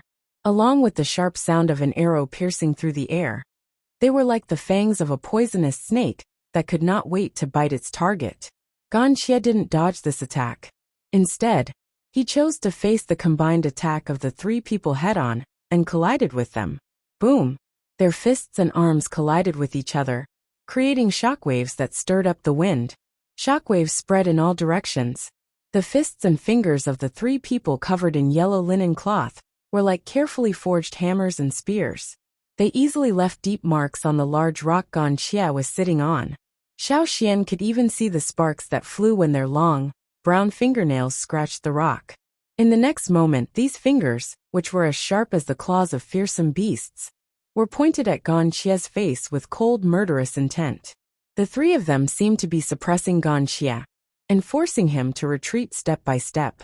The four of them didn't have any weapons, but the sound of their fists, palms, and legs colliding with each other was like the sound of metal clashing against metal. Their fierce fighting style didn't seem like something a normal person could do. They were like wild beasts that had gone mad and were fighting with no regard for their lives. Every time Ganxia took a step back, it was as if he was under great pressure. Every time he stepped on the ground, the grass would be blown away, the ground would collapse, the soil would break, and the pebbles would fly up into the air. The dry areas were even cracked from the impact. In just a few seconds, the trees were broken one by one. Some were broken by Ganxia, and some were broken by the four of them. The originally flat ground was now full of potholes. What used to be a complete patch of green grass now looked like debris that could be removed at any time. For a moment, the pebbles on the field were scattered. It felt like the earth was shaking, and the mountains were shaking. The four people fighting felt like they were in the middle of a turbulent storm. Ganxia's body was covered in wounds. Some of his flesh was even dug out by the sharp fingers. Many of his bones were broken. If it was a normal person, his face would be twisted in pain. But Ganxia didn't seem to feel it. The three people were also kicked away by Ganxia. The sound of bones breaking could be heard clearly. But in the next moment, they got up and continued fighting without any injuries. Sulu listened to the continuous banging sounds and remembered the pain he felt when he was beaten up by the Wuxia king. He couldn't help but shiver. Just listening to the sounds made him feel pain all over. The three people were different from the normal puppets he usually saw. They were indeed the helpers his father hired. What kind of power was this? Were they the real undying monsters? Chu Su, who was standing next to Sulu, looked over. Of course, he knew that these were the real undying monsters. At the same time, he felt sorry for the ancient corpse that was stolen. Looking at the three people fighting, Chu Su's heart was bleeding. One of the ancient corpses should have been his, but it was stolen by the Yinjiao people. Now looking at the attacks of the three people, it was obvious that they wanted to destroy the corpse. He didn't know if he would be able to see the corpse in one piece after the battle. His lord's goal was to get rid of the ancient corpse. Chu Su felt that it was a pity, But there was nothing he could do. Since the Yinjiao people had the ancient corpse under their control, he could only destroy it. He didn't know what method the Yinjiao people used to change the ancient corpse. What a pity. If this body was made into a puppet, how much help would it be to me? Chu Su sighed and looked at Xiaoxian angrily. His eyes were filled with venom. He sneered and thought to himself, once I get rid of that ancient corpse, you won't be able to run away either. Xiaoxian also noticed Chu Su's gaze. He could have gone over and killed the two defeated puppets right now, but he was more concerned about the battle between the four Han tribesmen. As for Su Lu and Chu Su, they were just small fries. If Chu Su was the one controlling the three puppets, Xiaoxian would have attacked him without hesitation. But now, Xiaoxian could see that Chu Su couldn't really control the three puppets. In other words, the three puppets' actions against Ganxia were beyond Chu Su's control. Chu Su, Su Li's companion, couldn't compare to the three puppets in terms of speed and attack power. He recalled the puppets he encountered in the desert and compared them to Chu Su.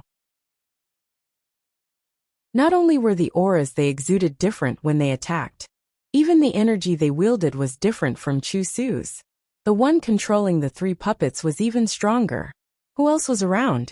Xiaoxian carefully sensed his surroundings again. There was no one else around. If the person who made the puppets didn't follow them, then there was another possibility. These three puppets could act without their master's help. These three puppets were given some kind of command. Chu Su only turned on the switch of the command. He wasn't the one controlling the puppets. Xiaoxian could see with his special vision that there were two types of energy in the three puppets' bones. They came from two different fire seeds. One was the fire seed energy of the Han tribe. It was the energy that originally existed in the three puppets' bodies. The other was the energy that seeped into their bodies to control them. However, this energy was different from the energy in the puppets Xiaoxian saw in the desert. It was also different from the fire seed energy he knew. It didn't seem to be complete. It was as if someone had purposely filtered this energy. The energy that conflicted with the fire seed energy in the three puppets' bodies was removed, leaving only the energy that could coexist with the fire seed energy of the Han tribe. These two powers coexisted in the bodies of the three puppets. For example, if the power of the Han tribe's fire seed in the three puppets was equivalent to the torso and limbs of a person, then the other power was equivalent to the brain of the body. It was the master of the body. As the four people fought fiercely, the cloaks on their bodies were gradually destroyed and torn apart by the wind from the fists and claws. The three people who had originally covered their faces with linen cloth now revealed their faces. The three of them looked just like Ganxia when he first laid in the coffin. They looked like dried corpses. The only difference was that Ganxia was in a state of suspended animation. The three of them, on the other hand, had lost their consciousness. From the moment they were turned into puppets, they were no longer the Han tribesmen they used to be. Ganxia hit one of them and sent him tumbling in the air for more than 20 meters. Taking advantage of this small gap, he tore off the tattered linen cloth on his body and threw it away. It was already sunset, and the sun would disappear soon. There was no need to cover himself. The injuries he suffered in the forest outside the Lu tribe had already healed. Even the scars had disappeared. The new injuries on his body were much more serious than the last time. Some of his internal organs were even damaged. There was no time to breathe. After he hit one of them, there were still two more. They didn't show any mercy and attacked Ganxia's shoulders, abdomen and limbs. Xiaoxian looked at the situation on the other side and frowned. Ganxia's mentality wasn't right. Although the three of them were very strong, as if they were well-trained men of sacrifice, Ganxia didn't even have the strength to fight back. He had been fighting them with brute force, but he didn't use his full strength. If he used half of the strength he used in the forest outside the Lu tribe, he wouldn't be in this situation now. This wasn't good. If this continued, even Ganxia, who was stronger than normal people, would be crippled. Xiaoxian took a step forward and was about to help when Ganxia shouted, "Don't interfere." Hearing Ganxia's words, Xiaoxian paused and retreated back to his original position. He didn't want to go any closer. Since Ganxia wanted to solve this himself, he would do it himself. No matter what the consequences were, he had to accept it. In fact, Xiaoxian didn't have to help him. Xiaoxian knew that Ganxia didn't want outsiders to interfere. However, his actions just now were a reminder to Ganxia that if he didn't change his attitude, he would really die. Ganxia was also forced back by the three of them. Although he didn't show it on his face, his heart was filled with helplessness and anger. He knew that these three people wanted to kill him. After he heard the news from Robber 11, he thought about how he should face his former tribesmen. However, he still hesitated when facing these three people. After all, they were Han tribesmen. In this world, there were probably only a few Han tribesmen left. The other Han tribesmen had long disappeared with the passage of time. Ganxia was distracted for a moment. A series of bone-cracking sounds came from his chest, and he flew into the air. In the next moment, another person appeared behind him and punched him. Ganxia's feet didn't even touch the ground before he was sent flying again. This was a true encirclement attack. Ganxia had a strange feeling. It was as if his soul had left his body. At this moment, he was like a bystander, quietly watching his body get injured. The other three people didn't hold back their murderous aura at all as they attacked. The 11 Han tribesmen, who had merged with their fire seeds, were already stronger than others. One could imagine how much damage they could do. In fact, Ganxia felt that he should give up on living. His tribe was no more. Besides him, there were no other Han tribesmen in this world. What was the point of him staying in this world? However, there was another thought in his heart. It was because of this hidden thought that he didn't mind looking for other tribesmen who had merged with their fire seeds. He also looked for people from the other side of the sea who no longer lived as a tribe. He wanted to get an answer from these people, an answer that would convince him. At this moment, when he was so close to death, Ganxia suddenly felt that under the threat of death from these former tribesmen, he seemed to have seen through the thoughts in his heart. Ganxia seemed to see 11 glowing figures appear in the endless darkness. They seemed to be talking about something. He knew that it was when the shamaness had chosen the 10 of them to solve the problem of the fire seed. She had called them over for a final talk. At that time, they were already prepared to sacrifice their lives for their tribe and their fire seed. But what happened next? In the dark void, their glowing figures gradually disappeared. First, it was the figure who seemed to be seriously injured. Then it was the others. One, two, they all disappeared into nothingness. In the end, only one figure was left. It was Ganxia himself. Did the Han tribe disappear? No, it was still here. As long as he was alive, the Han tribe would always exist. Even if he was the only one left in the tribe, a single person's tribe proved that the Han tribe still existed in this world. It hadn't been abandoned by time. Puff, puff, puff. 3 people, 6 hands. One hand with sharp nails pierced through Ganxia's shoulder from the front, one fist into his chest, and one hand from the back. It almost brushed past Ganxia's spine and almost pierced through it. 2 more hands were grabbed by Ganxia. The last hand was originally aiming for Ganxia's head. However, it stopped when it was half a palm away from Ganxia's face. Ganxia looked at the 2 people in front of him. Their shriveled faces were no longer recognizable. However, Ganxia could clearly remember what they used to look like. Unfortunately, you are already dead, Ganxia said slowly. All of you are dead. Every word was like a boulder that had been lifted from his heart. But I can't die. When the last word was said, the last trace of sadness in Ganxia's eyes disappeared completely. It was replaced by a cold glint, like an unsheathed blade. His red eyes shone with a bloody light. Su Lo and Chu Su didn't know what was going on when they saw the sudden stalemate. What's going on? Su Lo was stunned. Why did they stop fighting? Go on, just one more move. Chu Su felt his eyelids twitch. A chill ran down his spine. He had a bad feeling. Something was wrong. Something was very wrong. Take his head and come back. Chu Su yelled anxiously. However, the 3 puppets seemed to be frozen in place. They didn't react to Chu Su's words at all. Xiaoxian was also shocked by the situation. It seemed like Ganxia was going to be dismembered. However, the situation was developing in a strange direction. It wasn't that the 3 Han people who were turned into puppets suddenly gained consciousness. Instead, it was that the power that supported their movements had changed. With his special vision, Xiao Xian could see that the energy in the three puppets was surging towards Gan Xie's body. The air around them began to change. Xiao Xian could clearly feel that the sweat on his body was quickly drying up. The water vapor in the air seemed to be rapidly sucked away. The energy of the fire seed. Xiao Xian was very sensitive to the energy of the fire seed. The energy of the fire seed was similar to the energy in Gan Xie's body. The fire seed of the Han tribe. Although the fire seed of the Han tribe was gone, it was still in the bodies of the 11 people. Of course, the 3 puppets that Su Le brought with him had it too. But now, Gan Xie was sucking out the energy of the fire seed from the 3 puppets. A leaf fluttered down. Then more leaves fell. Xiao Xian looked up. The green leaves on the trees started to fall one by one. The wind shouldn't have caused this. Upon closer inspection, the stems of the falling leaves had dried up. Taking a deep breath, Xiao Xian whistled hastily. Cha-Cha, who had been watching from the sky, wanted to fight the 4 desert eagles several times. When he heard Xiao Xian's whistle, he quickly descended. Xiao Xian jumped onto the eagle's back. Let's go! Something big was about to happen.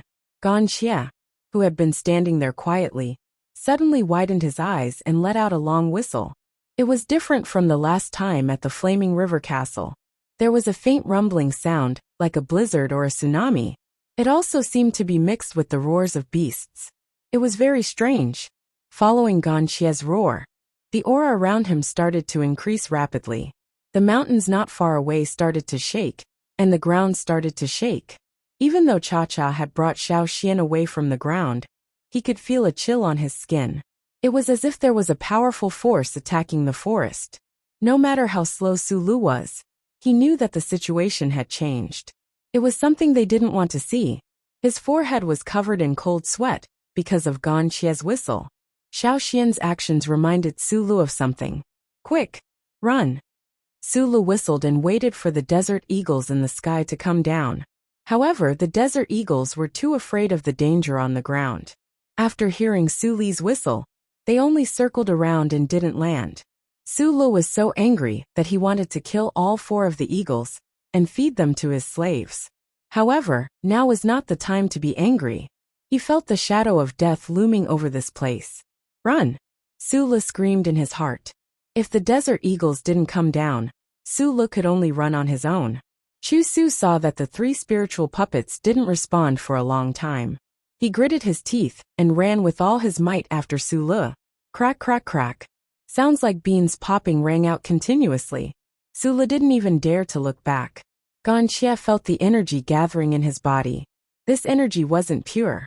Some of it didn't belong to the fire seed of the Han tribe. When he absorbed it, this energy repelled him. This was the energy that controlled the 3 tribesmen. The moment he absorbed it, Gan Xie could feel his skin being torn apart.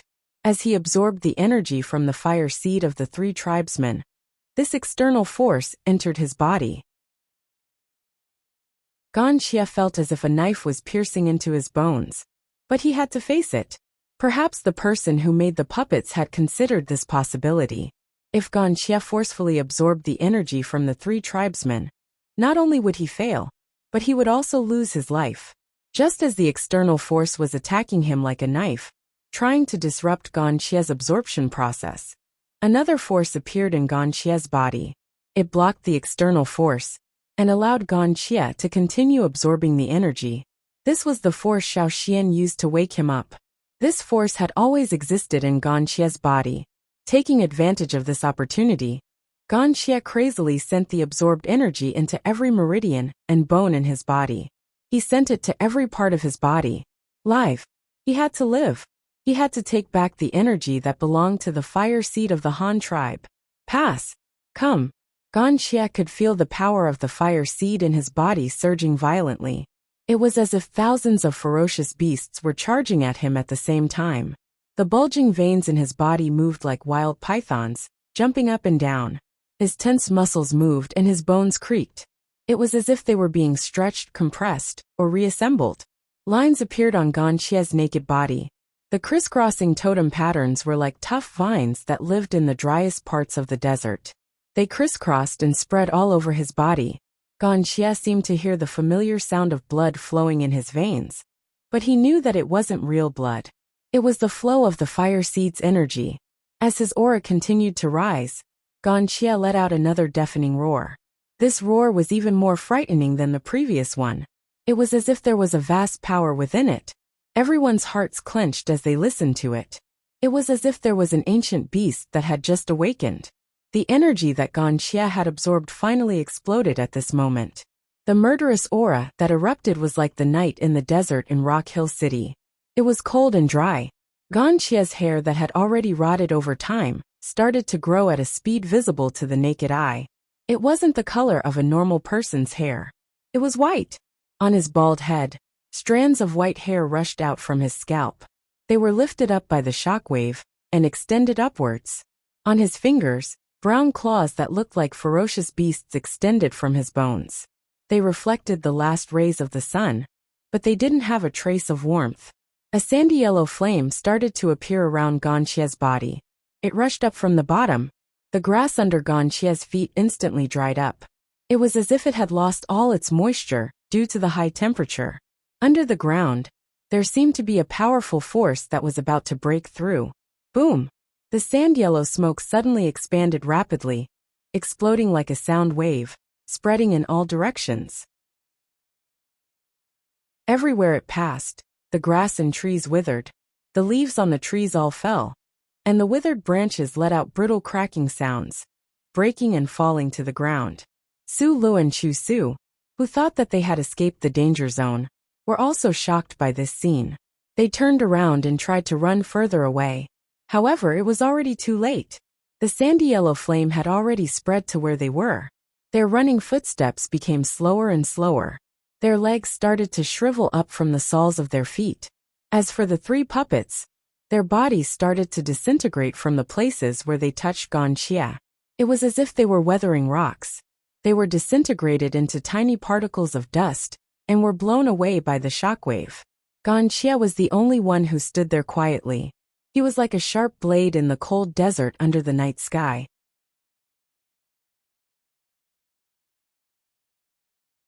Chapter 773. The sky was completely dark, and the surroundings were dead silent. The sand-yellow flames started to fade until it completely disappeared. The aura of the Han fire seed gradually disappeared as well. Xiao Xian looked down and saw that Ganxia was still standing in his original position. Cao Cao was a little further away from the sand-yellow flames, so Xiao Xian couldn't see what had happened to Ganxia. He could only see that his bones were brighter than before. This meant that the fire seed's power had changed his body again. It was as if his body had been carefully forged. Out of the four people who were fighting together, only Ganxia was left. The other three had disappeared. The moment the fire seed's power was completely drained, the three of them were truly dead. After all, their bones had turned to ashes, and their fire seed's power had been drained. There was nothing left to support their movements. However, he didn't know how Ganxia was doing right now. He didn't know if Ganxia was still sane. Xiao Xian didn't plan to go down for now. He didn't know if the person who went berserk just now would attack him again. On the other side, Su Lu and Chu Su were running away. They seemed to be affected by the sand-yellow flames. Their steps weren't stable, and they weren't fast either. On the ground, Ganxia finally moved. His footsteps made squeaking sounds on the ground. The tattered cloaks left behind by the three Han puppets were blown away by the wind. Ganxia glanced at the cloaks, and then looked away. He turned towards the direction where Su Lu and Chu Su were running. Rustle, rustle, rustle, rustle, rustle. The footsteps were getting faster and faster. Su Lu and Chu Su heard the sound of footsteps approaching them. When they thought of the scene they just saw, they didn't have the courage to fight anymore. A strong murderous intent was approaching. They could even hear the sound of an arm cutting through the wind. Chu Su staggered and fell to the ground. One of his teeth was broken by a rock on the ground. He didn't even have the time to complain about his broken teeth. Chu Su grabbed a rock and threw it at the ground, without even turning his head back. Bang! A few sparks flew in the night. The stone thrown by Mao Yu had already been broken into several small pieces. Chu Su listened to the commotion behind him, and his heart started to race. That ancient corpse didn't look any different from the others, So why did it become like this? What on earth had the Yinjiao done? As he was thinking, Chu Su felt a burning pain on his back. It was as if thorns had swept across his back and scraped away his flesh. Ah! A blood-curdling scream rang out in the dark night, causing Su Lu, who was running in front, to shudder. He quickened his pace. Su Lu thought that if Chu Su could buy him some more time, he would be able to escape. However, after a miserable shriek, Chu Su went silent. Su Li's scalp tingled as the hissing noises approached him quickly. His legs were a little sore and numb, probably because of the yellow sand flame just now. He couldn't display his usual state at all. However, the person behind him was like a berserk beast, closing in on him with all his strength. Previously, Su Lu thought that the distance between them had widened, and he still had a chance to escape. Now he knew that he was too naive. In the air, Xiao Xian listened to the blood-curdling screams and the constant thumps on the ground. He knew that Su Lu and Chu Su wouldn't live to see the next day. Rather than calling it a chase, it was more like Wuxia was venting his emotions. Although the three puppets had lost their original consciousness and were now killing machines, they were still part of the Han tribe. Perhaps they had a good relationship with Wuxia a long time ago. Let's leave first and find a place to rest. We'll continue tomorrow. Xiao Xian didn't know how long Cha-Cha would remain in this state. He told Cha-Cha to rest on a nearby mountain. After flying for a whole day, Cha-Cha was tired. Plus, Cha-Cha felt that Wuxia was extremely dangerous. He had never gotten close to Wuxia before, so he was more than happy to leave. There were no longer any trees in the nearby mountains. Perhaps there were some plants and animals that didn't manage to escape in time, but they still had some life left in the yellow sand flame. However, they would need a long time to recover. At least, they wouldn't be able to return to their previous state in a short period of time. The next day was still a sunny day. Xiao Xian went over to take a look. Wuxia hadn't left yet. Instead, he was sitting on a rock, maintaining the same posture. No one knew what he was thinking.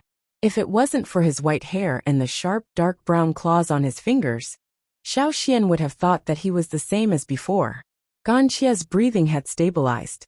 When he heard footsteps approaching, Wuxia turned around. Xiao Xian saw a pair of bloodshot eyes and two fangs protruding out of Wuxia's mouth like a beast's.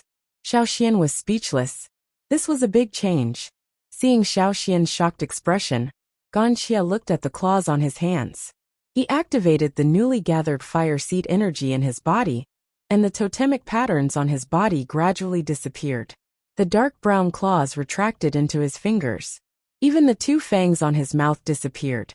No one knew what kind of lethality was hidden in this seemingly weak body. Wuxia's body structure was different now. Compared to a normal person's skeleton, there were many more strange structures. For example, his spine was mutated. Every vertebra was elongated horizontally. There were also many new structures in his arms and legs. It was just that they were covered by his skin and flesh, so it wasn't obvious on the surface. The fire seed could change a person's body structure. This was the first time Xiao Xian had seen this in a human body. Many warriors in the tribe would experience changes when they used their totemic power, but it was only temporary. When everything was over, they would return to their original form and have the same skeletal structure as the others. However, Wuxia was different. Compared to his previous form, the changes were huge even under normal circumstances. Moreover, Wuxia was able to absorb the fire seed energy in the three puppets for his own use. Xiao Xian was confused. Not everyone could do this. Seeing that Wuxia had no intention of attacking and seemed to be conscious and not hostile, Xiao Xian asked, "What do you plan to do? Work together? How about it?" This meant that he would return to the Yinjiao tribe's territory with Xiao Xian. They wouldn't go to the desert for the time being. Xiao Xian looked at Wuxia in surprise and nodded. "We'll talk about the cooperation later. First, you should find a cloak." After yesterday's battle, Wuxia was almost naked. Xiao Xian didn't want to bring him everywhere. After hearing Xiao Xian's words, Wuxia remembered that he wasn't wearing a cloak. No wonder he felt uncomfortable. The sun was out. Wuxia raised his head and looked at the sun in the sky. The sun couldn't hurt him, but it made him feel uncomfortable. After absorbing the fire seed energy from the three people, the feeling became stronger. It was strange. Not far away, Chu Su and Su Li's corpses were covered in a layer of dust. Even without the dust, it was impossible to tell what they looked like. Even if the people from Rock Hill City were here, they might not be able to recognize them. Last night, Gan Xia's attack was filled with anger and murderous intent. After Xiao Xian and Gan Xia left, the sun was hanging high in the sky. 5 figures appeared on a mountain. They were tribesmen who lived in this area. What do you guys think happened here last night? The people who came over asked carefully as they climbed up the mountain. Their eyes scanned their surroundings cautiously. Their tribe wasn't very close to this place, but they could still hear the sounds from here. They even felt a terrifying energy wave. However, no one dared to come out. One reason was that it was inconvenient to move at night. If they weren't careful, they could lose their lives. Another reason was that they felt that with their meager strength, if an accident were to happen, they would not have the confidence to escape. The sudden surge of power at that time was too terrifying. Could it be fearsome beasts? Someone guessed. Impossible. There are no fearsome beasts here, unless they were brought here by someone. Also, the shaman said that the energy wave felt like a fire seed. We don't know what happened. Is there a tribe merging fire seeds? We've been here so many times. How can we not know where there are tribes? But the truth is there are no tribes there. As they spoke, the 5 of them climbed up the mountain. Their tribe was further away from here. Every time they came here, they would climb the mountain because there would be some edible fruits on the mountain. They would take those fruits back when they climbed the mountain, tightening the bamboo baskets on their backs. They panted and wiped the sweat off their foreheads. They looked in front of them. That was where the energy wave came from last night. However, when they saw the situation there, they were so shocked that they froze. Their eyes almost popped out of their sockets. Their jaws dropped, and they didn't react for a long time. They rubbed their eyes and looked again. That's right, it was still the same. This what happened here? The 5 of them stood at the top of the mountain stunned. In front of them, as far as their eyes could see, the grass and trees had all withered. The flowers that should have bloomed in clusters during this season had all withered. There was no beautiful color. Everything, the green trees, the various flowers and plants, had all turned yellow. It was as if the vitality of this place had been sucked out overnight and turned into a land of death. When they finally came back to their senses, they rolled and crawled away from here. They ran back to their tribe. They wanted to tell the news to the people in their tribe, so that they would never come here again. Maybe the people who came here would suddenly become the same as the grass and trees there. Not long after, there were all kinds of rumors in this area. Some said that a king beast had appeared. Some said that a tribe had deliberately created all this, and some linked it to the people on the other side of the sea. In short, there were different opinions. After all, no one had seen the truth of all these changes with their own eyes.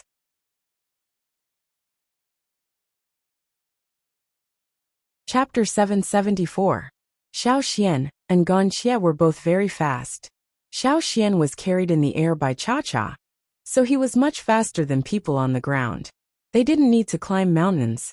Gan Xia was different from normal people, so he didn't feel tired even after running for a whole day. In less than 3 days, Xiao Xian caught up with the main group in front. Seeing Xiao Xian return safely, the Yinjiao people finally relaxed. Are you okay? Guang Yi looked at Xiao Xian. Xiao Xian didn't look injured. I'm fine. Those people weren't after me in the first place. Xiao Xian briefly explained what happened to Su Lo and Chu Su. Guang Yi looked at Gan Xia. Gan Xia had changed his clothes so he couldn't recognize Gan Xia's face. However, he remembered that Gan Xia's skin was always pale, and he always looked like he was short of blood. He was also bald. Why did he suddenly have white hair? Moreover, his complexion was much rosier. How strange! Due to his own face blindness, Guang Yi asked the others and got the same answer. He's changed so much. And I feel like... Guang Yi's eyes scanned Gan Xia's body. His instincts told him, this person seems to be more dangerous than before. The other Yinjiao warriors beside Guang Yi nodded in agreement. Although they couldn't tell much, their instincts were trained from years of hunting in the mountains. Xiao Xian told Guang Yi and the others about Gan Xie's transformation and the changes that happened. At least they had a rough idea, so they could be prepared for anything that involved Gan Xie in the future. You're saying that the forest we were resting in and the mountains nearby have all turned into dead lands? If the person speaking wasn't Xiao Xian, Guang Yi would have thought that he was lying. The power of the fire seed is really strong, but it's understandable considering the power of our ancestors. Guang Yi remembered the power Xiao Xian used to bring them across the sea. That wasn't something a normal person could do. Yes, that's right. When the other Yinjiao people heard Guang Yi's words, they weren't as surprised. Especially the Yinjiao people, who came from the other side of the sea. They had experienced it firsthand. No one knew better than them how shocked they were. After everyone left, Guang Yi lowered his voice and asked Xiao Xian, he's not a threat to Yinjiao? He pointed at Gan Xie. His current enemy is Rock Hill City. Right now, he's still no match for them, Xiao Xian said. As for the Rain Tribe, they were still ranked behind Rock Hill City. Understood. Guang Yi already knew what Xiao Xian meant before Xiao Xian finished his sentence. Since Gan Xie's enemy was Rock Hill City, and he was a powerful person, they could work with him. At the very least, they wouldn't treat him as an enemy. Gan Xie needed allies and Yinjiao didn't mind having another force to fight against Rock Hill City. The group met with some trouble along the way, but they were all dealt with. Although the Lu tribe lost some of their reared beasts, it wasn't a big loss compared to their overall strength. The reared beasts that were too weak to keep up with the group were all slaughtered in advance to be used as food. The cubs were locked up in cages and pulled around in carts. They met some traveling groups along the way. Initially, when they saw the Lu tribe's reared beasts, they had some ideas. However, when they saw that the Lu tribe were Yinjiao tribesmen, they gave up on that idea. Then, when they saw that even the Yinjiao Grand Elder was with them, they gave up on that idea. Those who frequented the Flaming River trading point didn't know the other Yinjiao tribesmen, but they still remembered the most important ones, especially Zheng Luo and Grand Elder Xiao Xian. The Lu tribesmen were very wary of these traveling groups. When they saw another traveling group, they became even more vigilant. The people in this group were all burly and looked like bandits. The axes and hammers they carried were stained with blood, but they couldn't tell if it was human or beast blood. There were beast hides and some other things in the carts they were pulling. They're from the Flaming River trading point. Guang Yi only needed to glance at the carts to know the answer. He didn't remember the people, but he remembered the beast hides and bones from the Flaming River trading point. Although the goods in the carts were covered with cloth, it wasn't very tight. Guang Yi could tell just by looking at a small corner. Xiao Xian looked at the traveling group and fixed his gaze on the leader of the group. He had some impression of that person. Coincidentally, the leader also looked over, so Xiao Xian nodded slightly in greeting. He recognized me. When the leader saw Xiao Xian's smile, his palms started to sweat. If they really wanted to attack, they had to get rid of Xiao Xian as well. Otherwise, they wouldn't have any peace in the future. Even if they never went to the Flaming River trading point again, they would still be hunted down by the Yinjiao tribesmen if they stayed in their own tribe. Thinking quickly, the leader gave Xiao Xian a stiff smile. Then he turned to the people in the traveling team, who were still watching the Lu tribe raise their beasts, and shouted, "What are you looking at? Hurry up!" Thus, the Lu tribesmen watched as the traveling team left. Many of them looked as if they wanted to rob them immediately, but they held back and followed the team as they left. Looking at the Yinjiao tribesmen and the traveling group leaving, Bai Xing was secretly glad that they chose to travel with the Yinjiao tribesmen. This saved them a lot of trouble. When the group finally saw a stone tablet with the Yinjiao totem on it, the Lu tribesmen were the most excited. This stone tablet was a directional sign. It told them which direction to go to reach the Flaming River trading point. We're finally here. Moving a tribe not only made them physically tired, but also mentally stressed. Especially since they had just merged with their fire seed, they felt even more lost and uneasy. The Lu tribesmen didn't need to go to the trading point. Their destination was somewhere upstream from the trading point. Since we're already here, let's split up. Xiaoxian led the Yinjiao tribesmen towards the trading point. After all, everyone was going in different directions. Wait! Bai Xing hurriedly called out to Xiaoxian and walked over in large strides. He was afraid that Xiaoxian would leave with his tribesmen if he was too slow. When he saw the Yinjiao tribesmen looking at him in confusion, Bai Xing forced an awkward smile. Brothers from Yinjiao, can we trouble you to bring us along again? We'll pay you extra. We definitely won't let you come for nothing. When Xiaoxian saw Bai Xing like this, he understood that they were afraid that the travel teams here would rob them. There were too many travel teams near the trading point, and most of them weren't easy to deal with. Bai Xing's worry was not without reason. That's fine too. Xiaoxian looked at the Yinjiao tribesmen. They didn't seem to be unwilling. It wasn't far anyway. Some of them were even interested in seeing which piece of land the Lu tribesmen had their eyes on.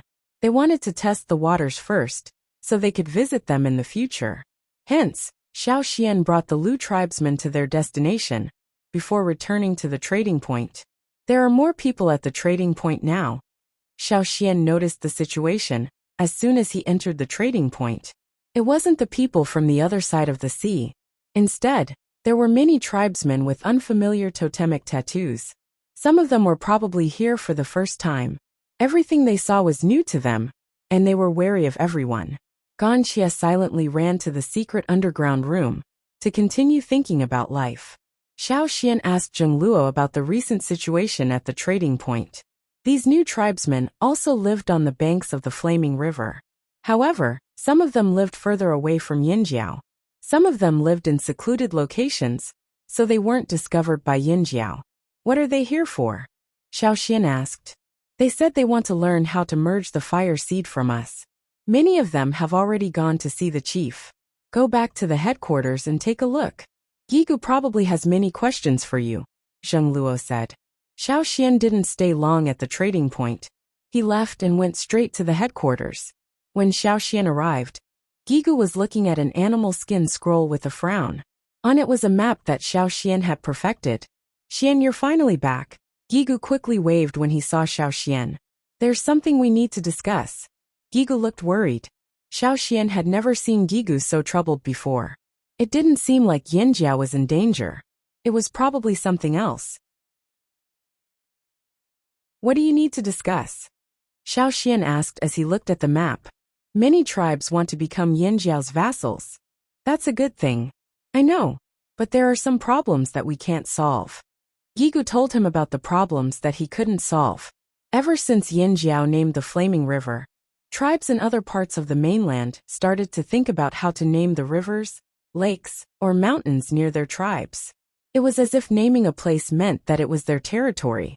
It also carried a special sense of pride. Although most of the tribes living near the Flaming River were small tribes, they had their own ideas.